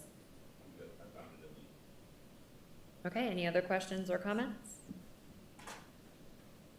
All right, well, the motion is for a due, thank you, Mr. Voss. The motion is for a due pass on, Madam President, yes, I believe we have an amendment that we need to move. okay, do we have an amendment? Sorry, yes, well, Madam President, we did discover during the break that there was a small amendment that needs to be made. There's a compilation clause in this particular piece of legislation, and that needs to be removed because we don't compile this. Okay, who has that amendment? Who's moving that amendment?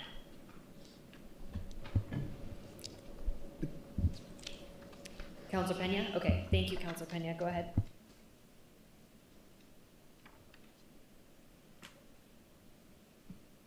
Thank you, Madam President. If we can put yes, thank you so much.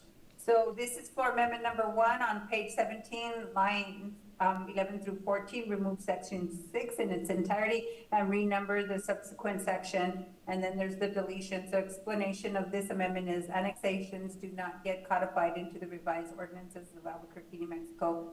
1994 compilation clause is unnecessary. It is an unnecessary section for this ordinance. I move a due pass. There's a motion and a second by Councilor Grout. Councilors, any questions or comments on that? All right, Councilor Pena, I apologize for skipping over your close as well. Thank you for making this motion. Madam Clerk. Councilor Baca? Yes. Councilor Champagne? Yes. Councilor Fablecorn? Yes. Councilor Grout? Yes. Councilor Lewis? Yes. Vice President Pena? Yes. Councilor Rogers? Yes. Councilor Sanchez? Yes. President Bassan? Yes. Passes unanimously. Councilor Pena, do you have anything to close? Please proceed. Thank you, Madam President. Just to say that, this annexation is one of probably many that should be coming down the pipe here pretty soon. This one was specifically requested by the developer to do this, but we have some little areas within the city of Albuquerque that is very checkerboard. One side of the road is city, one side of the road is county, and vice versa. You'll go down the street and then they'll have some houses, 3 of the houses are city, 3 of the houses are county. So I think we need to tidy up some of those loose ends. It's not related to this, but this is one of those ones. As you can see, the surrounding property all around it is city, and then this one little sliver is county. So I urge your support. Thank you. The motion is for a due pass to 093, Madam Clerk, as amended. Correct. Councilor Baca? Yes. Councilor Champagne? Yes. Councilor Fablecorn? Yes. Councilor Grout? Yes. Councilor Lewis? Yes. Vice President Pena? Yes. Councilor Rogers? Yes. Councilor Sanchez? Yes. President Bassan? Yes. Passes unanimously. R170, Councilor Rogers. Thank you, Madam President. R-170 is designated approximately 23 acres in the San Mateo Boulevard area between Central Avenue and Lomas Boulevard as blighted, and approving an amendment to the boundary of the Central Highland Upper Nob Hill Metropolitan Redevelopment Area to include approximately 23 acres, and approving a corresponding non-substantial amendment to the Central Highland Upper Nob Hill Metropolitan Area Plan. I move a do pass. Second. There's a motion and a second by Counselor Feeblecorn. Counselor Rogers, I'm going to go to public comment first, and then we'll come back for your open. Thank you, Madam President. We have Tad Nyeminski signed up to speak.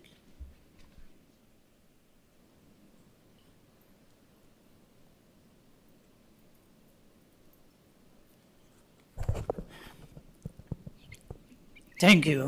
My name is Ted Nyeminski. So anyway, Councilor Rogers, are you aware about other properties from Central, North, these two tallest buildings in town, in the city?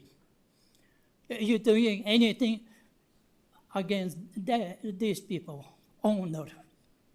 Mr. Naminsky, it's not a question and answer time. Please go ahead That's with your my comments. comment. That's not question. Okay. That's my comment. She's not doing anything about it. What about your neighborhood? All the way along the Central Avenue, from your house, all the way to the Eubank. And here, well, because those are owned mobile homes by poor people, they need to vote for her for them for me. Isn't that true? Yes. Now you're going after smaller businesses, but also other side north from Lomas that are like strip. That is identical was built. Well, there is lot of double standard. So that's all. Thank you. Madam President, that concludes comment. Thank you.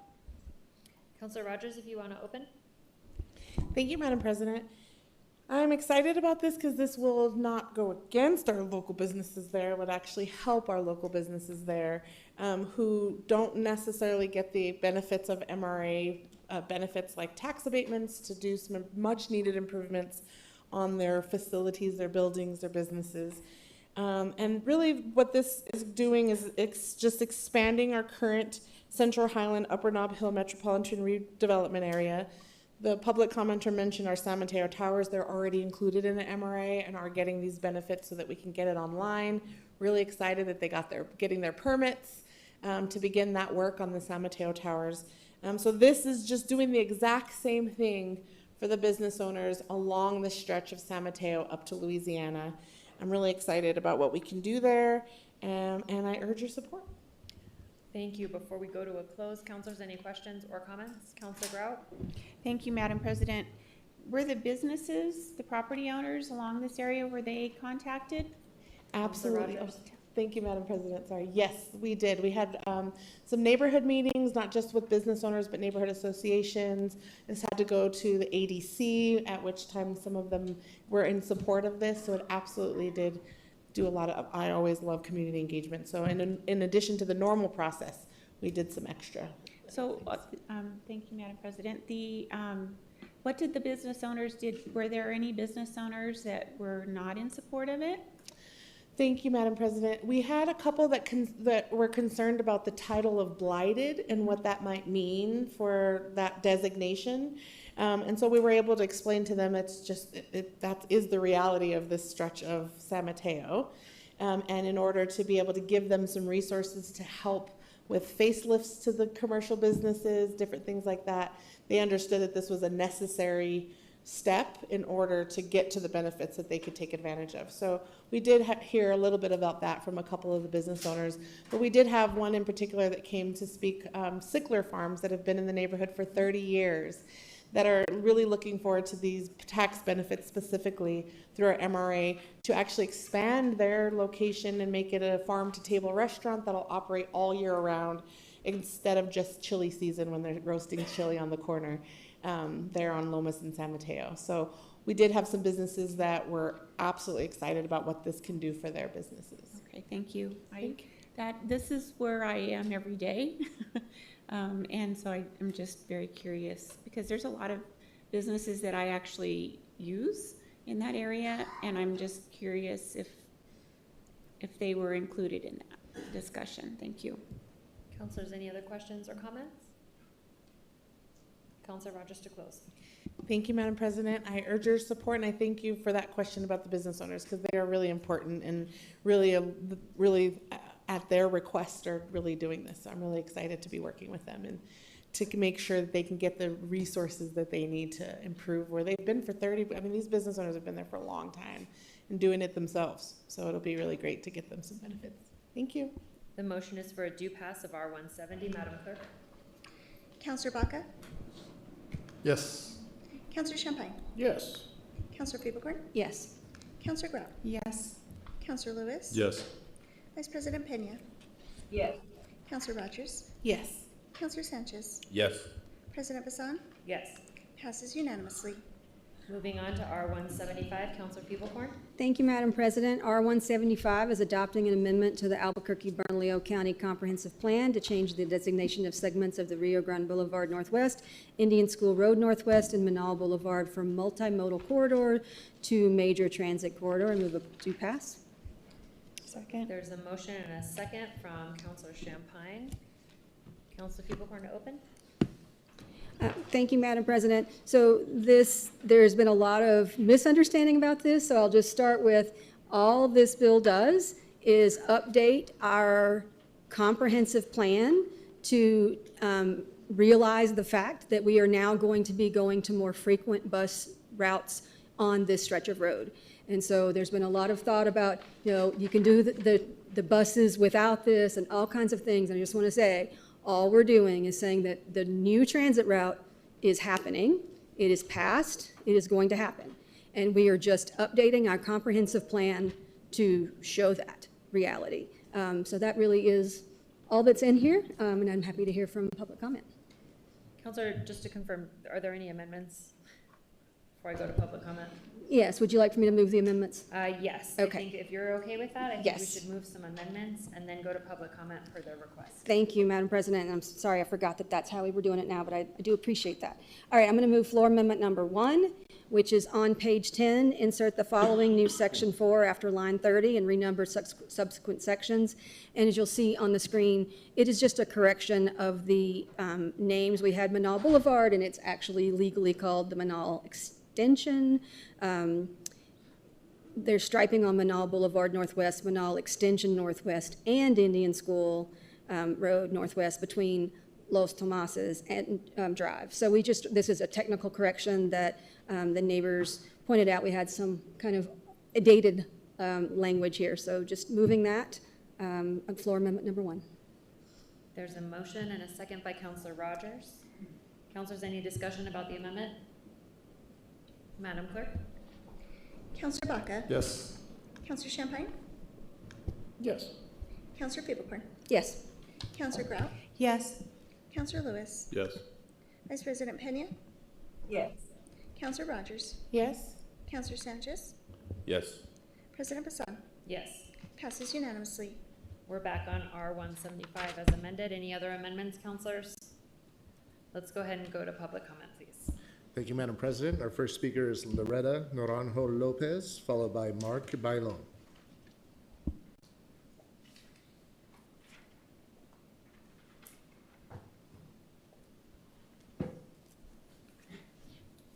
Good evening, Councilor President and councilors. My name is Loretta Naranjo Lopez. I'm here on behalf of the Santa Barbara Martinez Town Neighborhood Association, and we recommend that the City Council remand R25-175 back to the City Planning Department in order for staff to meet with all the neighborhoods impacted by this decision. We also, if the council is pushing to move this forward, we would recommend denial of Resolution 25-175. The reason is that the neighborhood associations were not allowed to give input in this major decision, and their recommendations have not been implemented. The City Council has authority to amend the ABC Comprehensive Plan, but not until their constituents have full knowledge of what is being proposed and why it's being proposed, and the recommendations have been heard and implemented. This resolution is a major update and will environmentally impact Martinez Town Santa Barbara neighborhood, which is already impacted by the pollution from the freeways and the air permits that the Environmental Department has permitted in the neighborhood. The current environmental impacts affects our children's learning ability, and I have provided the health impact report by Bernalillo County Place Matters, and I would urge you to read that. The proposed major transit corridor is next to an area of consistency, and there should be more efforts to provide regulations to protect and preserve these areas. The Santa Barbara Martinez Town would like the improvement to the public transit, but we would like a deferral to engage more people and to understand what will be the impacts with these proposed changes. If you decide to go forward, we would recommend that you not include west of I-25. So I would like to thank you for this opportunity to speak.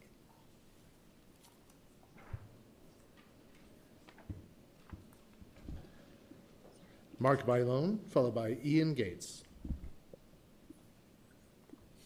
Good evening, Council President Bassan and councilors. I'm Mark Bailone, Transportation Improvement Program Coordinator at the Mid-Region Metropolitan Planning Organization, a division of the Mid-Region Council of Governments. The MRMPO fully supports the redesignations of segments of Rio Grande, Indian School, and Manal as major transit corridors. The MPO worked extensively with ABQ Ride on the Ride Forward Network Recovery Program, and we're keen to see Manal have increased frequency given the nature of its road, of the road, its users, and its identity as a critical east-west connection north of I-40. The next logical step in approving and implementing the Ride Forward is to redesignate and match what will already be happening along this route. The Metropolitan Transportation Plan calls out that the most successful of the ABQ Ride routes, like Central Avenue, connect and serve major activity centers, a lesson the Ride Forward Plan takes seriously and seeks to replicate here. Additionally, Manal provides the linearity and mix of uses that would maximize the investment ABQ Ride would be putting into the increased frequency, serving more people, more often, to more destinations along a single route. Our Metropolitan Transportation Plan, which was approved by policy leaders from across the region, including members of this council, explicitly calls for frequent transit service where appropriate and an increase in multimodal options that provide more choices to the traveling public. We believe that this proposal does both. Please join us in our support of R25-175. Thank you. Ian Gates, followed by James Shanley.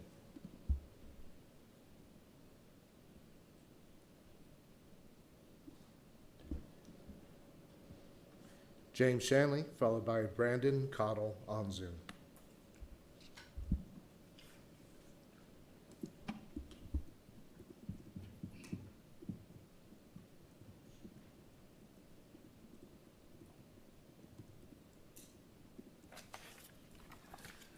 Madam President, councilors, I don't want to bore you with another preaching from the corridor survey guy, but I would like to just offer for consideration as this measure is implemented, a recognition that there is an extraordinary discontiguity along the section of Manal for which this resolution is targeting, and that within that, those discontiguous segments are some areas that desperately are going to need traffic calming if this is not going to result in just more bus service to an area that is really not practically pedestrian friendly or bike friendly. This corridor ranges from high density, housing oriented people's dreamland of townhouse development and apartments to areas of commercial devastation punctuated by diesel fumes spewing truck stops and gas stations and collapsed out of business buildings. So I hope that along with the bus route implementation and the 330-foot perimeter upzone housing with shorter neighborhood edges, that some real consideration will be given to some detailed refinement to make this zone really an upgrade to the city and not simply a change in designation on the map. Thank you.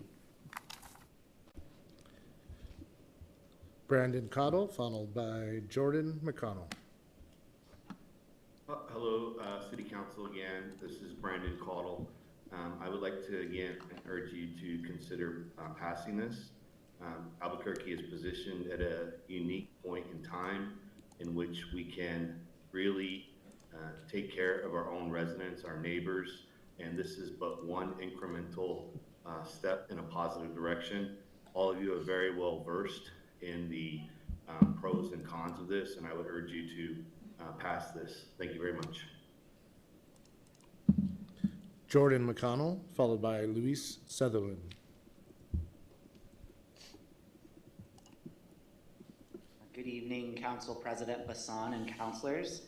My name is Jordan McConnell. I serve on the City of Albuquerque's Transit Advisory Board. It is in that capacity that I'm speaking tonight. On August 28th, our board unanimously passed a resolution in support of R175, which designates Menaul Boulevard as a major transit corridor. We believe this designation is critical for several reasons. First, under the ABQ Ride Forward plan, Menaul will soon have buses running every 15 minutes or less, yet it's our only high-frequency corridor not already designated as such. This change simply aligns our land use map with the transit service the city is planning to deliver. Second, the designation is consistent with the comprehensive plan and the IDO.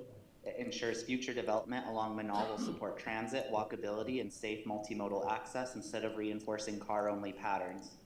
Third, this action has strong community support. The Indian Pueblo Cultural Center endorsed the redesignation, recognizing that more reliable and frequent transit will better connect residents and visitors to an important cultural and economic hub. We were pleased to see that this engagement took place.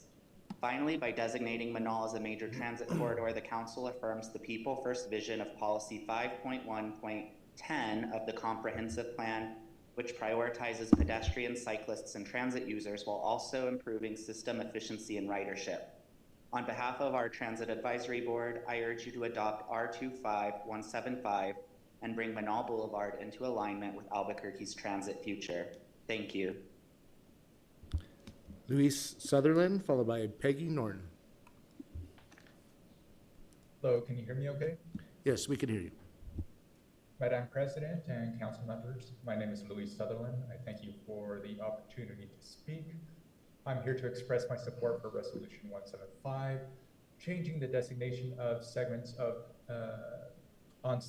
Rio Grande Indian School and Menaul from multimodal corridor to a major transit corridor will allow the ABQ Ride Forward network plan to flourish and in turn reduce noise and congestion along these roads. This resolution allows for appropriate growth by giving business owners and developers the ability to right-size their parking lots, which opens up space for, as an example, more seating at a restaurant, more bowling lanes, and frankly, for whatever the owner sees fit. It also allows for mixed-use development, which is known to work hand in hand with mass transit. This combination works, and it works well. Think chocolate and peanut butter. Please support Resolution 175, make Albuquerque develop into a more walkable, vibrant, and pleasant city. Thank you for your time. Peggy Norton, followed by Joseph Greenwood. Good evening, Madam President and councilors. Mr. Greenwood, Peggy Norton, and then Joseph Greenwood. Thank you. The North Valley Coalition submitted letters and does not support this redesignation for west of I-25 of Manal. East of I-25 to Louisiana is very different from the valley. We support increasing public transit, but that could be done today without this change if there were resources. Manal is the only east-west multimodal corridor, and this has become reality in the valley, emphasizing pedestrians, bicycles, public transit, horses, and private vehicles. Changing it to major transit changes development to auto-oriented, as noted in the comprehensive plan. We have some sizable properties we would like to see oriented toward multimodal friendly development, different from the American Square area.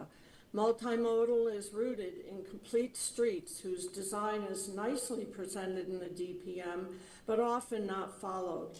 At our presentation, not a public meeting, increasing transit was the goal of this change, but it is not needed to comply with the comp plan. Nothing defines high frequency. The Valley Corridor is not similar to other major transit corridors. Coors, Montgomery, which has 40-minute bus frequency, Louisiana, San Mateo.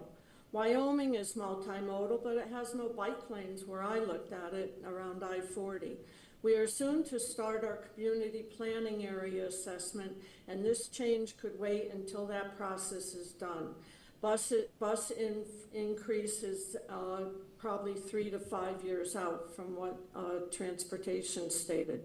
There is at least one area, Jefferson, that has segmented corridor designations, so that's also possible. Please keep Manal multimodal west of I-25. I also want to express support for many of the letters of opposition. Thank you. Joseph Greenwood, followed by Evelyn Rivera. Good evening, Council. My name is Joseph Greenwood. When I first moved to Albuquerque in 2013, I lived in University Heights next to UNM, and I had a job in the Northeast Heights at Wyoming and Montgomery. Being without a car for an extended period of time, I was reliant on not only the Arroyo trails to ride my bike to work, but on the service of ABQ Ride. My personal experience of using the bus routes in the Heights made it clear to me how vital these corridors are to moving people throughout the city. Additionally, in my time in perusing thrift stores, restaurants, gift shops, as well as my friends' homes along Manal, I've seen the urgency to make it safer and more accessible for all the citizens who are dependent on its daily navigation. Just as Lomas and Montgomery already are, Manal deserves the status of being a major transit corridor as an important east-west artery in our city. In addition to these considerations, I want to thank the city for working so hard to revitalize Manal through the MRA designation. I agree that more residential development would be a significant improvement for this area, and combining that with a major transit corridor would be mutually beneficial for both efforts. High-capacity transit for Manal's residents would provide a more dignified experience in their daily lives. I come to speak from my own personal experiences, as well as on the behalf of many members of strong towns, for the necessity of voting yes on this conversion. It's an essential step forward to making Albuquerque a more safe, accessible, and incrementally better city. Thank you. Evelyn Rivera, followed by Merritt Tully. Good evening, Madam President and council members. My name is Evelyn Rivera. I'm a former residential real estate appraiser who lives in District 1. Please vote no. I believe this resolution is another attack on single-family homeowners under the false narrative that the city needs an additional 50,000 housing units. Recent market statistics from the National Association of Realtors describe our multifamily market segment as weak, with a 7.6% vacancy rate. Upzoning will not magically create more housing, and definitely not affordable housing. The 200 single-family residences located in the corridor between Carlisle Boulevard and Louisiana Boulevard have not been notified of this change and would be adversely affected by increased densification and multifamily development. Thank you for this opportunity to speak. Merritt Tully.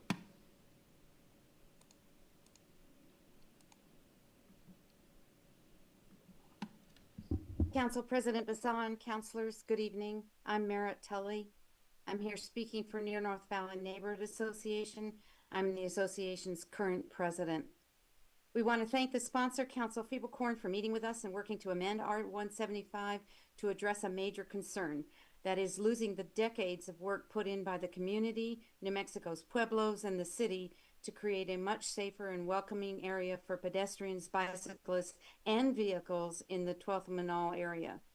The roundabouts, narrow traffic lanes, bike lanes, wide shaded sidewalks, crosswalks, and pedestrian refuges, these have all increased foot traffic throughout the area and have supported substantial economic revitalization. And we want to build on this. We do agree buses added to the stretch of the corridor west of 12th Street to Rio Grande Boulevard would be great. As I said at LUPS, we've asked for this before, for buses to go further west to serve all the houses and large apartment complexes along Indian School Road. That said, I can't say tonight that we support the redesignation of Manal and Indian School to major transit. Our board hasn't met or voted since R-175 was amended at the LUPS hearing. Back in July, we voted to oppose the redesignation west of I-40, where the character of Manal is so very different than Manal east of I-40, and so different than other major transit corridors like Montgomery. In August, we voted to ask that the 12th Manal improvements we worked so hard to get be protected. But we've not discussed or revisited our no vote since our board meets next week. And I'm aware that there are outstanding concerns about the increased commercialization that major transit corridors are meant to foster, which we don't need, and the impact on areas of consistency with existing housing we do need. Again, we appreciate Councilor Feeblecorn's efforts to amend R-175. Thank you. Thank you, Madam President. That concludes comment. Councilors, we're going to go to discussion. Councilor Champagne. Thank you, Madam President. Just a handful of questions based on some of the comments we heard tonight. And the sponsor can ask this or the administration, because it's by request, the neighborhoods contacted and involvement into what detail were those neighborhoods discussions? Councilor Feeblecorn. Thank you, Madam President. So this went through the entire process, and I will hand it over to Mr. Cox to go through the whole list because it was a lot. But I will just start by saying this bill went through the EPC and received approval there. It was considered by GATSI and received approval there. It got it went through TAB and got a resolution in support of it. We went out to the Indian Public Cultural Center and they approved it. And then it went through LUPS, and now it is here tonight. But I did ask Mr. Cox before the meeting to develop a timeline of all the notifications, including the notifications of neighborhood associations. So if it's okay, Madam President, I'd like to have him read that out. We can get the, if that's okay with you, because you have the floor. Councilor Champagne has the floor, so is it all right? I would prefer that because the question was around the neighborhood associations. I get LUPS and the committees and the big players like the Indian Cultural Center, but the neighborhoods that were involved. So, Council President and Councilor Champagne, I'm going to go through a timeline, and then through that timeline, I'll answer the neighborhood association questions. But per the IDO, we were required to notify all neighborhood associations via email. That went out May 8th. On May 15th, we submitted to EPC. On May 21st, we met with the Near North Valley Neighborhood Association. On June 3rd, we met with the the North Valley Neighborhood Coalition. That led us up to June 26th when we, presented to the Environmental Planning Commission. Within that recommendation of approval, they also had a finding of condition to go engage and meet with the Indian Pueblo Cultural Center. And so in between the IPCC and Environmental Planning Commission on July 14th, we met with GATSI, or the Greater Albuquerque Active Transportation Committee, who recommended to support the bill. We then met with the Mark Thompson, who is over the IPCC's real estate and development arm, and we met with them and they supported this amendment as well, citing that it would add transportation and transit to the area and complement their style of development that they're doing in the center where the IPCC is.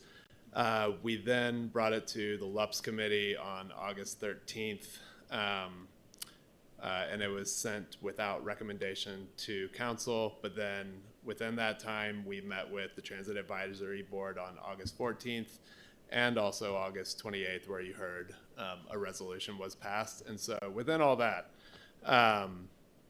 we did meet with all neighborhood associations that requested a meeting, being the North Valley Coalition and the Near North Valley Neighborhood Association. Councilor Shepine. Thank you, Madam President. One of the comments was made as not being bike friendly, or it's going to impede bike friendliness along Manal. Is that, I don't remember seeing bike lanes on it. So, Council President, Councilor Champagne, there are bike lanes along Indian School as you go farther west. But frankly, and this is kind of the point I made during Environmental Planning Commission hearing as well, what the DPM sets out for design guidelines for major transit corridors is more in line with what we already see west of I-25.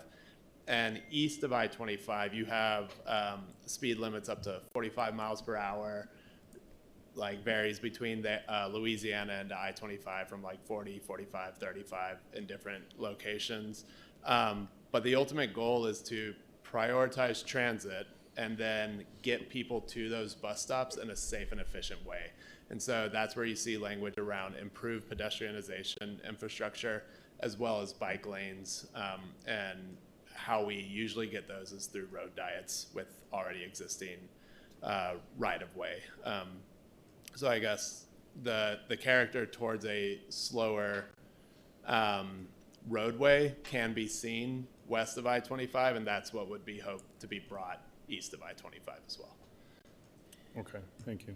And Madam President, there are sidewalks along Manal, pretty much this whole corridor, so there is a lot of pedestrian stuff. So there isn't any areas to address that kind of concern that this was going to impede pedestrian walkway, so on and so forth. I'm correct, and I'm not missing a section of town that doesn't have a sidewalk along Manal, correct? Council President, Councilor Champagne, not to my knowledge. I think you're spot on. Thank you. And Madam President, the last two questions were probably for transit, if I can get them to come down.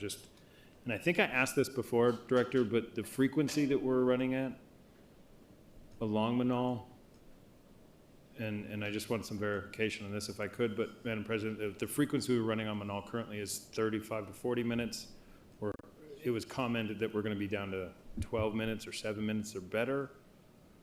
Council President and Councilor Champagne, yes, it's currently at 40 minutes frequency. Our plan is to get down to 15 minutes. Okay, Madam President, what is the timeline of that? The timeline for that, actually, we are making some adjustments here. In December, is it looking like to start phase one, where we'll be able to get the headways, the frequency down to 30 minutes on the weekdays. And then we're anticipating another change around early 2027 that would get us down to 30 minutes on the weekends. And then finally about mid-2027, we believe that we'll be able to complete the transition, and that would get us down to the 15-minute headways on the short line. Okay, thank you, Madam President and Director. Do we currently know how many passengers ride the Manal corridor today? Council President and Councilor Champagne, I don't have that information on me right now, but it is one of our very busy routes. It's a high ridership route. Okay. Thank you, Madam President, that's all. Councilors, any other questions or comments? Councilor Grout? Thank you, Madam President. I follow up to that. How come it takes 2 years to implement it down to 15 minutes? Council President Bassan and Councilor Grout, so as you know, we are still currently in our staffing challenges.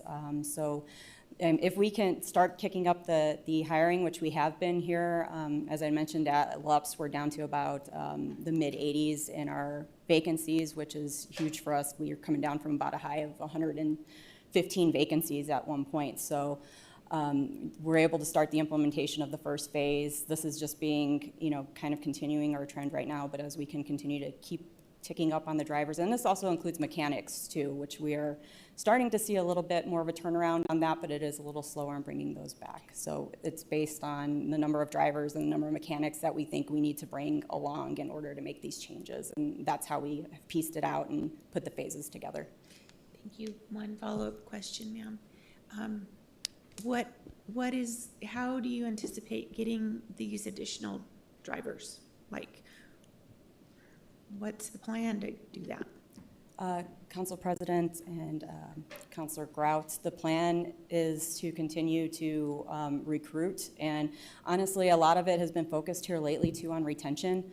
We're really seeing a big turnaround in that and keeping the drivers that we're bringing on so that we're not constantly replacing drivers that we've spent a lot of time and energy on training. So that's been a big help for us to see these numbers start to go down. And we believe as we continue to focus on that, it will make it easier for us to onboard new drivers. Thank you. Councilors, any other questions or comments? Councilor Sanchez? Thank you, Madam President. I think you just answered my question in reference to it. So we don't have enough drivers to handle the situation. So I think we should revisit this in 2027. When we have enough drivers and we have the sufficient capacity. Right now, I think it's a little bit premature. So I'm gonna probably say no to this. This is going from Manal all the way up to Rio Grande. And I'm not sure if all the listeners that are out anyone that's watching our meeting right now knows that it's that much of a distance. It's from the mall on Louisiana all the way to Rio Grande. And if we don't have the capacity to be doing it now, then we're going to be straining in other areas. So at this point, I think we need to build the capacity, and then at that point, we can probably revisit this. That's just my opinion. Councilor Pena? Thank you, Madam President. I was listening in on about the community input. I was hearing the timeline. I'm supportive of this. I was just wanting to hear from some of the residents who spoke who said that they weren't properly notified. I was just wondering, is there any way that maybe Councilor Feeblecorn would consider a 2-week deferral to be able to talk to some of the neighbors who said that their voices weren't heard? I don't know if Ms. Naranjo is still in the audience, but I'd like to hear from her real briefly about what some of her concerns are that are not being heard. Ms. Naranjo Lopez, if you want to come down, please. And thank you.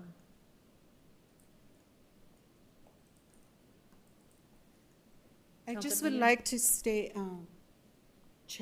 President and councilors, that as a professional planner, we always go out to the community and get their input on what they see about any issue that we bring to them regarding any impacts or issues in the neighborhood that we're bringing.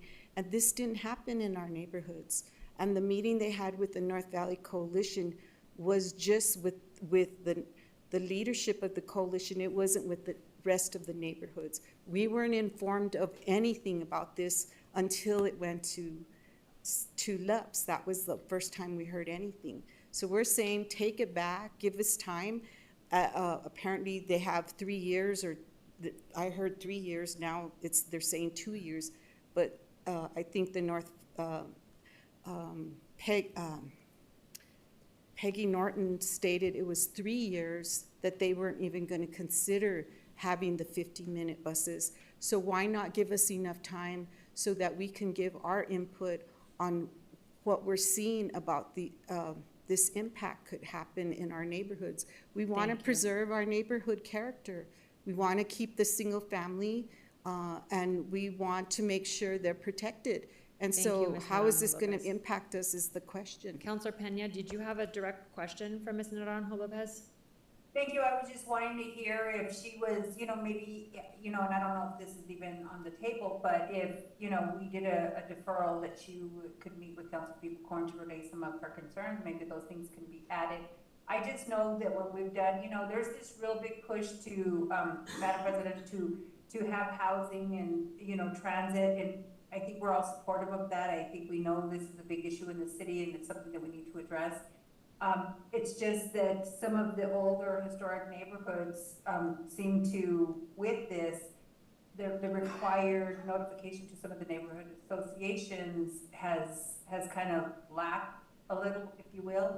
I mean, I know there was something in the Alamosa neighborhood as well that, you know, a developer had told the neighborhood association that they didn't even necessarily need to talk to them. So, you know, I just think in good faith, I don't want to delay this. I think Council Feeblecorn is real passionate, just the same way I am about some of the things in the district. But I'm just wondering if, you know, if there's an opportunity to sit down with Council Feeblecorn and talk about some of your concerns. Maybe those are some of the things that she can make some changes to.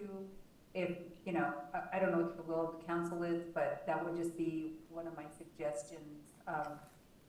Councilor Feeblecorn, if you're amenable to that. Councilor- Thank you, Ms. Monaco. Councilor Councilor Pena, Fields. thank you, and yes, we're willing to meet with you to discuss this further. Thank you. Thank you. Councilor Feeblecorn? Madam President, was that a motion? No, I don't think there was a motion. It sounded to me from what I was hearing that Councilor Pena was asking you if you would be willing to consider deferral. Councilor Pena, please correct me if I'm wrong. That's correct. I just wanted to, you know, ask Councilor Feeblecorn at her discretion whether she wanted to, you know, to sit down and meet with, you know, some of these neighborhoods. I know she's from Martinez Town, which is a historic neighborhood, underserved, you know. We always talk about, you know, the voices of the community and make sure that the community voices are being heard. So just thought it would be a good, instead of, you know, remanding it back or doing any of that kind of stuff. Councilor Feeblecorn? Thank you, Madam President. Do I have the floor to Yes, you continue? do. Thank you. So I just want to verify with Mr. Cox, if possible, that notification was sent out to all neighborhood associations in May.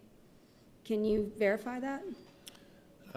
Council President Bassan and Councilor Feeblecorn, yes, I can verify that and have an exact list of what that email or who that email was sent out to. Thank you, Madam President. And did it go to every neighborhood association? Council President Bassan, Councilor Feeblecorn, yes, as required per the IDO for citywide policy amendments. Okay, thank you, Madam President. And can we just verify that all the folks that talked here tonight that said they didn't receive the notification actually did? Council President, Councilor Feeblecorn, yes, we have sbmartineztown@gmail.com in the list of those email addresses. Thank you, Madam President. And so, Mr. Cox, have we fast-tracked this process at all? Have any steps been skipped?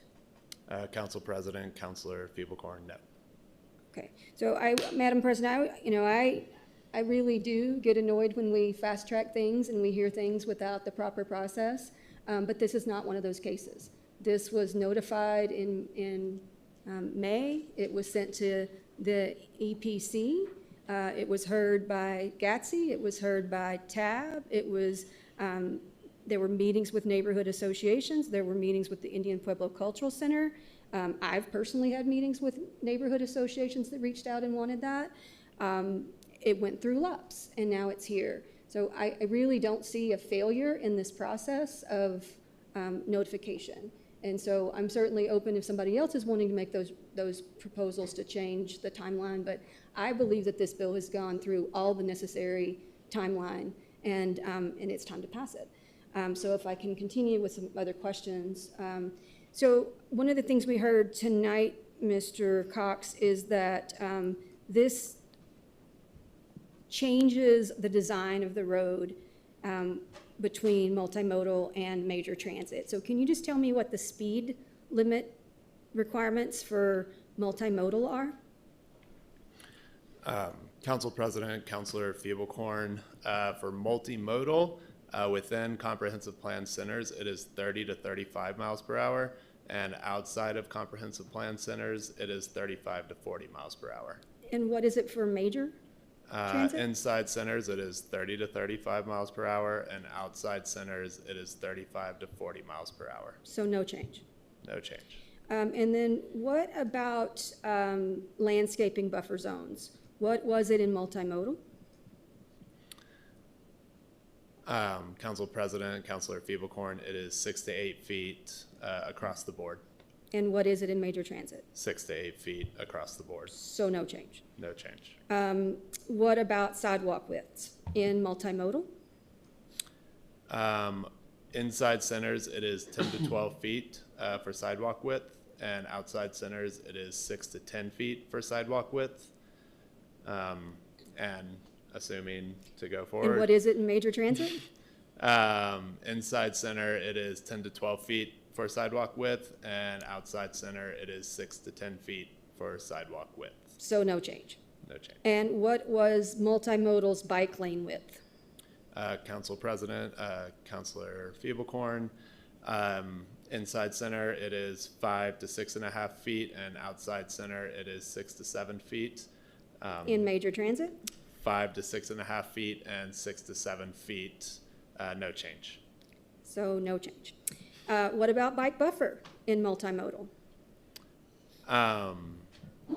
Council President, Councilor Feeblecorn, inside center, it is 0 to 3 feet, and outside center, it is 1.5 to 3 feet. And in major transit?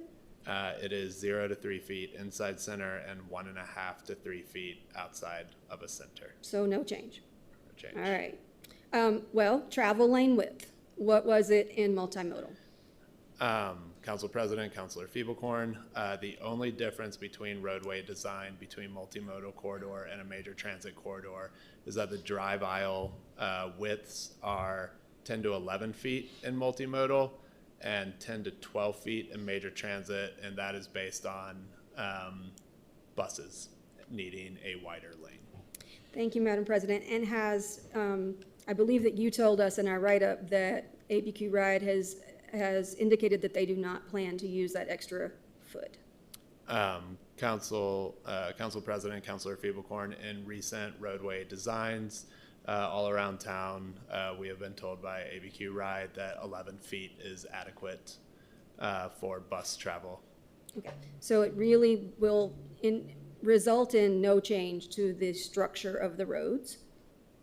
Mr. Cox, can you talk to me about, there was a lot of conversation around how this is going to become less pedestrian friendly. Is that the case? Council President, Councilor Feeblecorn. That is not the case. Through major transit corridors, we actually prioritize pedestrian design more so than multimodal corridors, ensuring a safe route to bus stops from within neighborhoods or other corridors nearby. Thank you, Madam President. So both multimodal and major transit corridors, quote, maximize pedestrian connections to transit stations, stops, and between adjacent developments. Is that correct, Mr. Cox? That is correct. But, Madam President, only major transit corridors include, quote, maximize pedestrian connections across the street. Is that true, Mr. Cox? That is correct. So there's actually more protections for pedestrians in major transit corridors than there are in multimodal corridors. Correct. Okay. So I wanted to get all that out there because there's just been so much misinformation about what this actually does. The last thing I wanted to talk about was this idea, we heard it a lot tonight, that we are upzoning.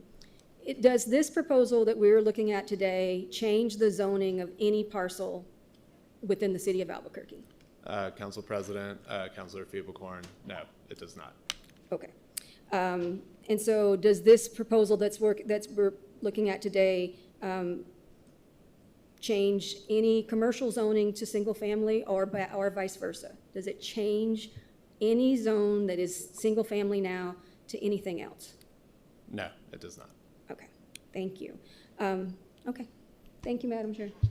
Councilors, any other questions or comments? My mouth is dry. All right, seeing none, Councilor Feeblecorn to close. Thank you, Madam President. Again, the bus routes are changing. We went through a 2-year process with the ABQ Ride new route plan. It had immense amounts of public input, and what we learned was that folks want more frequent buses on Manal, and so that is going to happen. And that is independent of this legislation. All the legislation before us today does is update our comp plan to that new reality, which is that the people of Albuquerque have asked for and are going to get more frequent bus service on Manal, and it goes all the way across. Yes, it starts at Louisiana and it goes to Rio Grande because that's where the bus route goes. And so again, there's a lot of misunderstanding, but that is all the bill before us does. So with that, urge your support. The motion is for a due pass of R-175 as amended. Madam Clerk? Counselor Baca, No. Counselor Champagne, Yes. Counselor Feeblecorn, Yes. Counselor Grout, Yes. Counselor Lewis, Yes. Vice President Pena, Yes. Counselor Rogers, Yes. Counselor Sanchez, No. President Bassan. Yes. Passes on a 7-2 vote. We have no other business, so we will finish the night out with administration question and answer period. Counselors, Counselor Grout? Thank you, Madam President. I just have a couple of questions to Dr. Singal. I know I've asked this before, but I just want to revisit it because we've had a few people reach out to us. Can you remind us again who, when somebody has an accident in the city and then there's a little mess behind, who is in charge, who is responsible for cleaning up after traffic accidents? Madam President, Counselor Grout, thank you for providing the question so that I could get a fully comprehensive response for you. It's four steps. So AFR provides general cleanup of large items, hazards, light sweeping of glass and debris in the roadway at an accident. AFR will also apply absorbents to fluids that may have been spilled onto the roadway or call a hazmat team if required based upon larger spills. Oftentimes, AFR clears while the vehicle is still being dealt with by the tow company or APD is still on scene doing their report. So then APD officers and PSAs that remain on the scene with additional debris can request APD's wrecker service to provide additional debris cleanup. The tow companies will also assist with cleanup, up to cleanup of large items and hazards. And then DMD is also able to provide additional cleanup with heavy equipment and street sweepers when needed. However, some of the roads like Tramway and I-25 are the responsibility of the state. If a member of the public spots hazards on those roadways, we ask that they call 511. Okay, thank you for all of that. I hope people remember that. And one final question in that realm: do all the different departments work? If they need help, they will. I'm assuming that they will call DMD if necessary or whatever. Madam President, Councilor Grout, the departments all communicate very fluidly with each other in these situations. Okay, thank you, thank you. All right, Madam President, I just have a couple of questions. The mayor recently, in his State of the City speech last week, he mentioned that he was freezing fees citywide. So I'd like to define, let's define our terms. Freezing to me means a moratorium on fees, implying that the mayor intends to put a stop to all fees for a period of time. But since the second quarter budget projection showed you all had overspended the budget by $12 million, I don't think you mean cut revenue. What does freezing fees mean to the administration? Madam President, Councilor Grout, the intent of the statement is that we are not going to propose any increased fees across the city. Not meant to freeze, meaning not have fees, but that we would not increase any fees.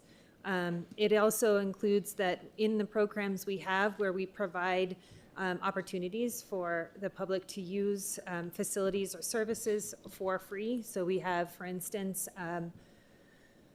free Fridays, not Sundays, sorry, half days at some of our museums, for example, looking at opportunities to support individuals that may not have access and ensuring that we're thinking about that.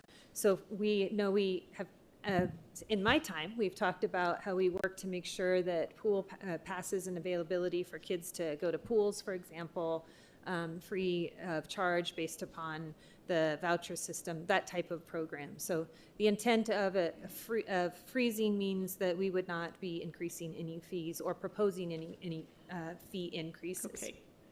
All right, I know preschool's already free. The zoo, we, during our budget process, I know that you all had wanted to increase fees for city residents, but we as a council chose not to do that. And so that's good to know that that's not going to go up. Swim lessons, are those free? I mean, we're in this, pools are closed now, but.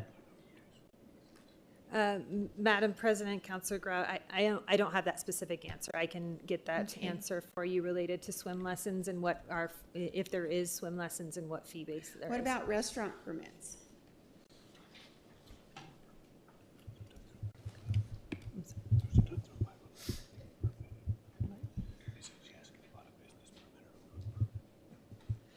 Madam President, Councilor Grout, sorry, I was, our current permitting fee structure is set, as we all did here at City Council, and so, and as we know, we went through actually a process to ensure that we were appropriately pricing micro business permitting. So we're very committed to that strategy of ensuring that we rightly sized those permits as they were. Okay, okay, thank you. Free gym memberships, aren't they, there is no membership to our community centers. I think we have to pay $20 for an annual pass, and then we can go as much as we want. That's Madam President, very, Councilor very Grout, reasonable. That's what I And then our agree. buses are already free. Is there going to be a moratorium on the zoo admission? Madam President, Councilor Grout, that statement was meant to say that we will not be proposing increases to fees. All right. Okay, good, because I'm wondering, you know, we need a balanced budget. So thank you. Thank you. Before we move on to an additional question, I really wish that you would consider putting out a statement clarifying that, because I have not only had friends, but other constituents reach out saying they're super excited to not have to pay certain fees wherever they go. And I think that it was something that was very confusing, not only just with some of the conversations with the colleagues here, but in addition to that, I mean, I had to clarify a few things, because I had to clarify the Water Utility Authority is not, they're not gonna not get a water bill, but it was very unclear, and I think it would be very helpful for the public to know. If you would be willing to consider that, I think it would be great. Councilor Champagne, and then we're gonna move to Councilor Lewis. Thank you, Madam President.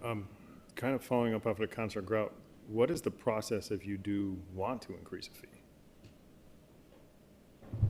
Madam President, Councilor Champagne, that goes through the budget process, and we bring that here to you all through the budget process. Okay, I wanted to make sure I had it right, because if he's going to make a promise that they just won't propose anything, but it still has to come to us for a vote. So he can't just arbitrarily raise things or lower things without going through due process of the city charter. Okay, but on to my questions, actually.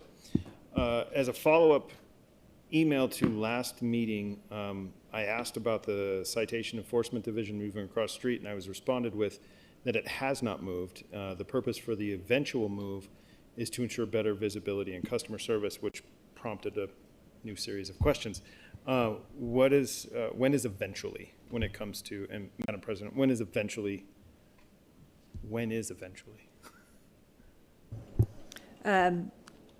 Madam Vice President, Madam President, and Councilor Champagne, we are in a deliberative process. I don't have a timeline set at this point on that decision and the considerations. We are looking at the space. We're looking at the how to maximize the utilization for the public and the community to have access. So I don't have a specific answer at this time. Madam President, what is the rent that they're going to be paying? Do we know that?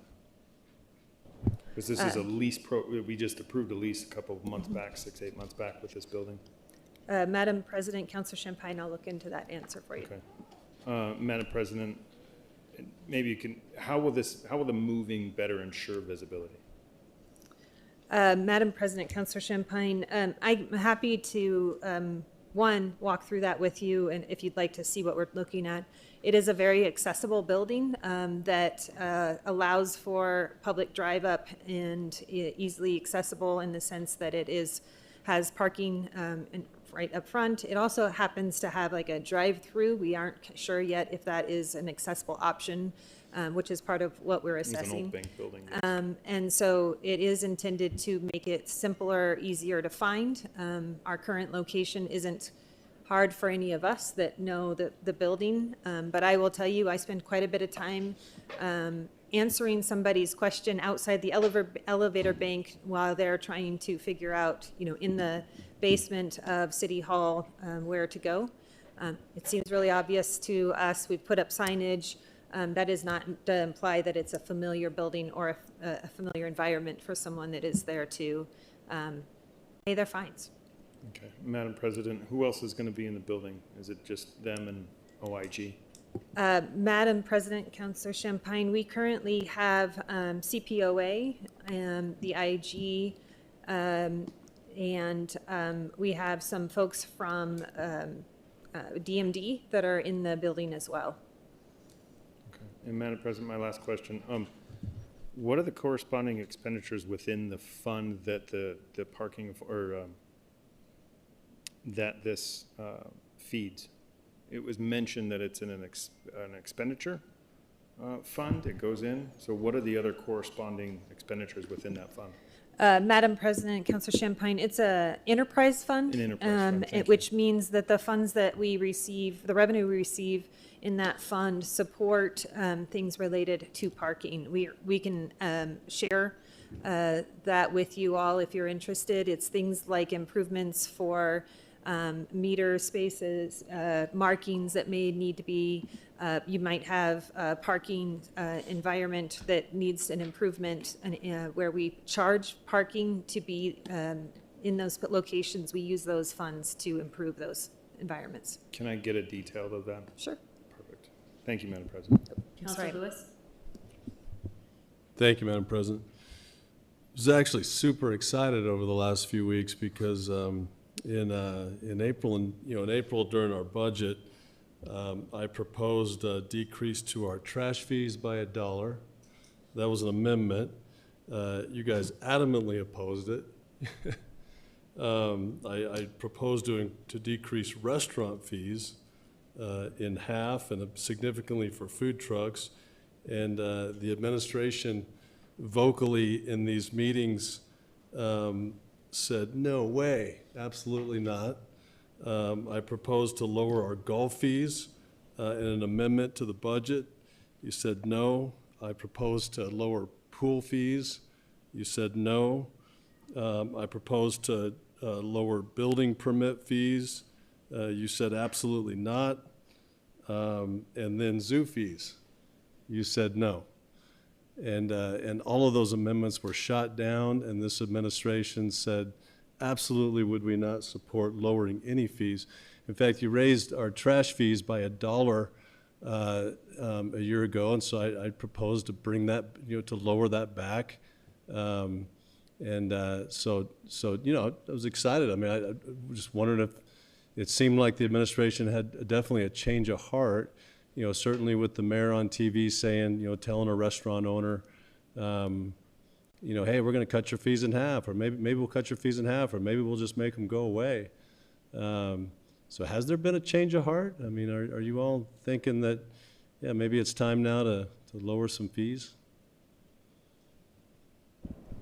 Madam President, Councilor Lewis, I think the description related to our budget process in which we sent down a balanced budget, it's an interesting process when we are ensuring that what we're sending is balanced and provides some leeway in that budget for council priorities as well. I think the matter of the situation is that when we listen to the public and we're thinking about what's going on in our community and the threats that folks are feeling from the federal changes and the things that are happening, we're trying to be sensitive to thinking about what that impact looks like here in Albuquerque. Having a commitment to maintaining affordability is, I think, the right thing to do.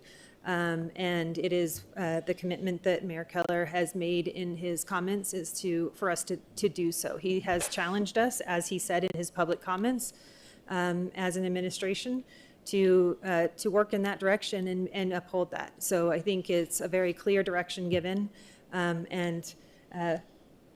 Deputy CAO Whalen and I have absolutely taken that direction. No, that's great, Madam President, and everything you just said was exactly what I was arguing, but 3 months ago. Nothing has changed. The people in this city still having a hard time making ends meet. But it just must be incredibly hard when your boss is running a campaign to be able to just be authentic and honest at meetings like this and to the public. Because this is where these real decisions are made. It's really where you see who you really are, what you're willing to do. And at the times when, this mayor was willing to do that, he said, absolutely not. We're going to take every bit of your money, every money that's in your pocket, we need more and more and more of it. So I think it's great. It's great that I think, again, that's why I think elections are good, and it's probably better that none of us, especially a mayor, can't be here forever, because you have to be honest, I guess, at election time. You have to be honest to the people that you represent. And so I'm glad for, I guess, a moment of I guess understanding, and being and actually connecting with people. But again, it must be incredibly hard to work for this guy.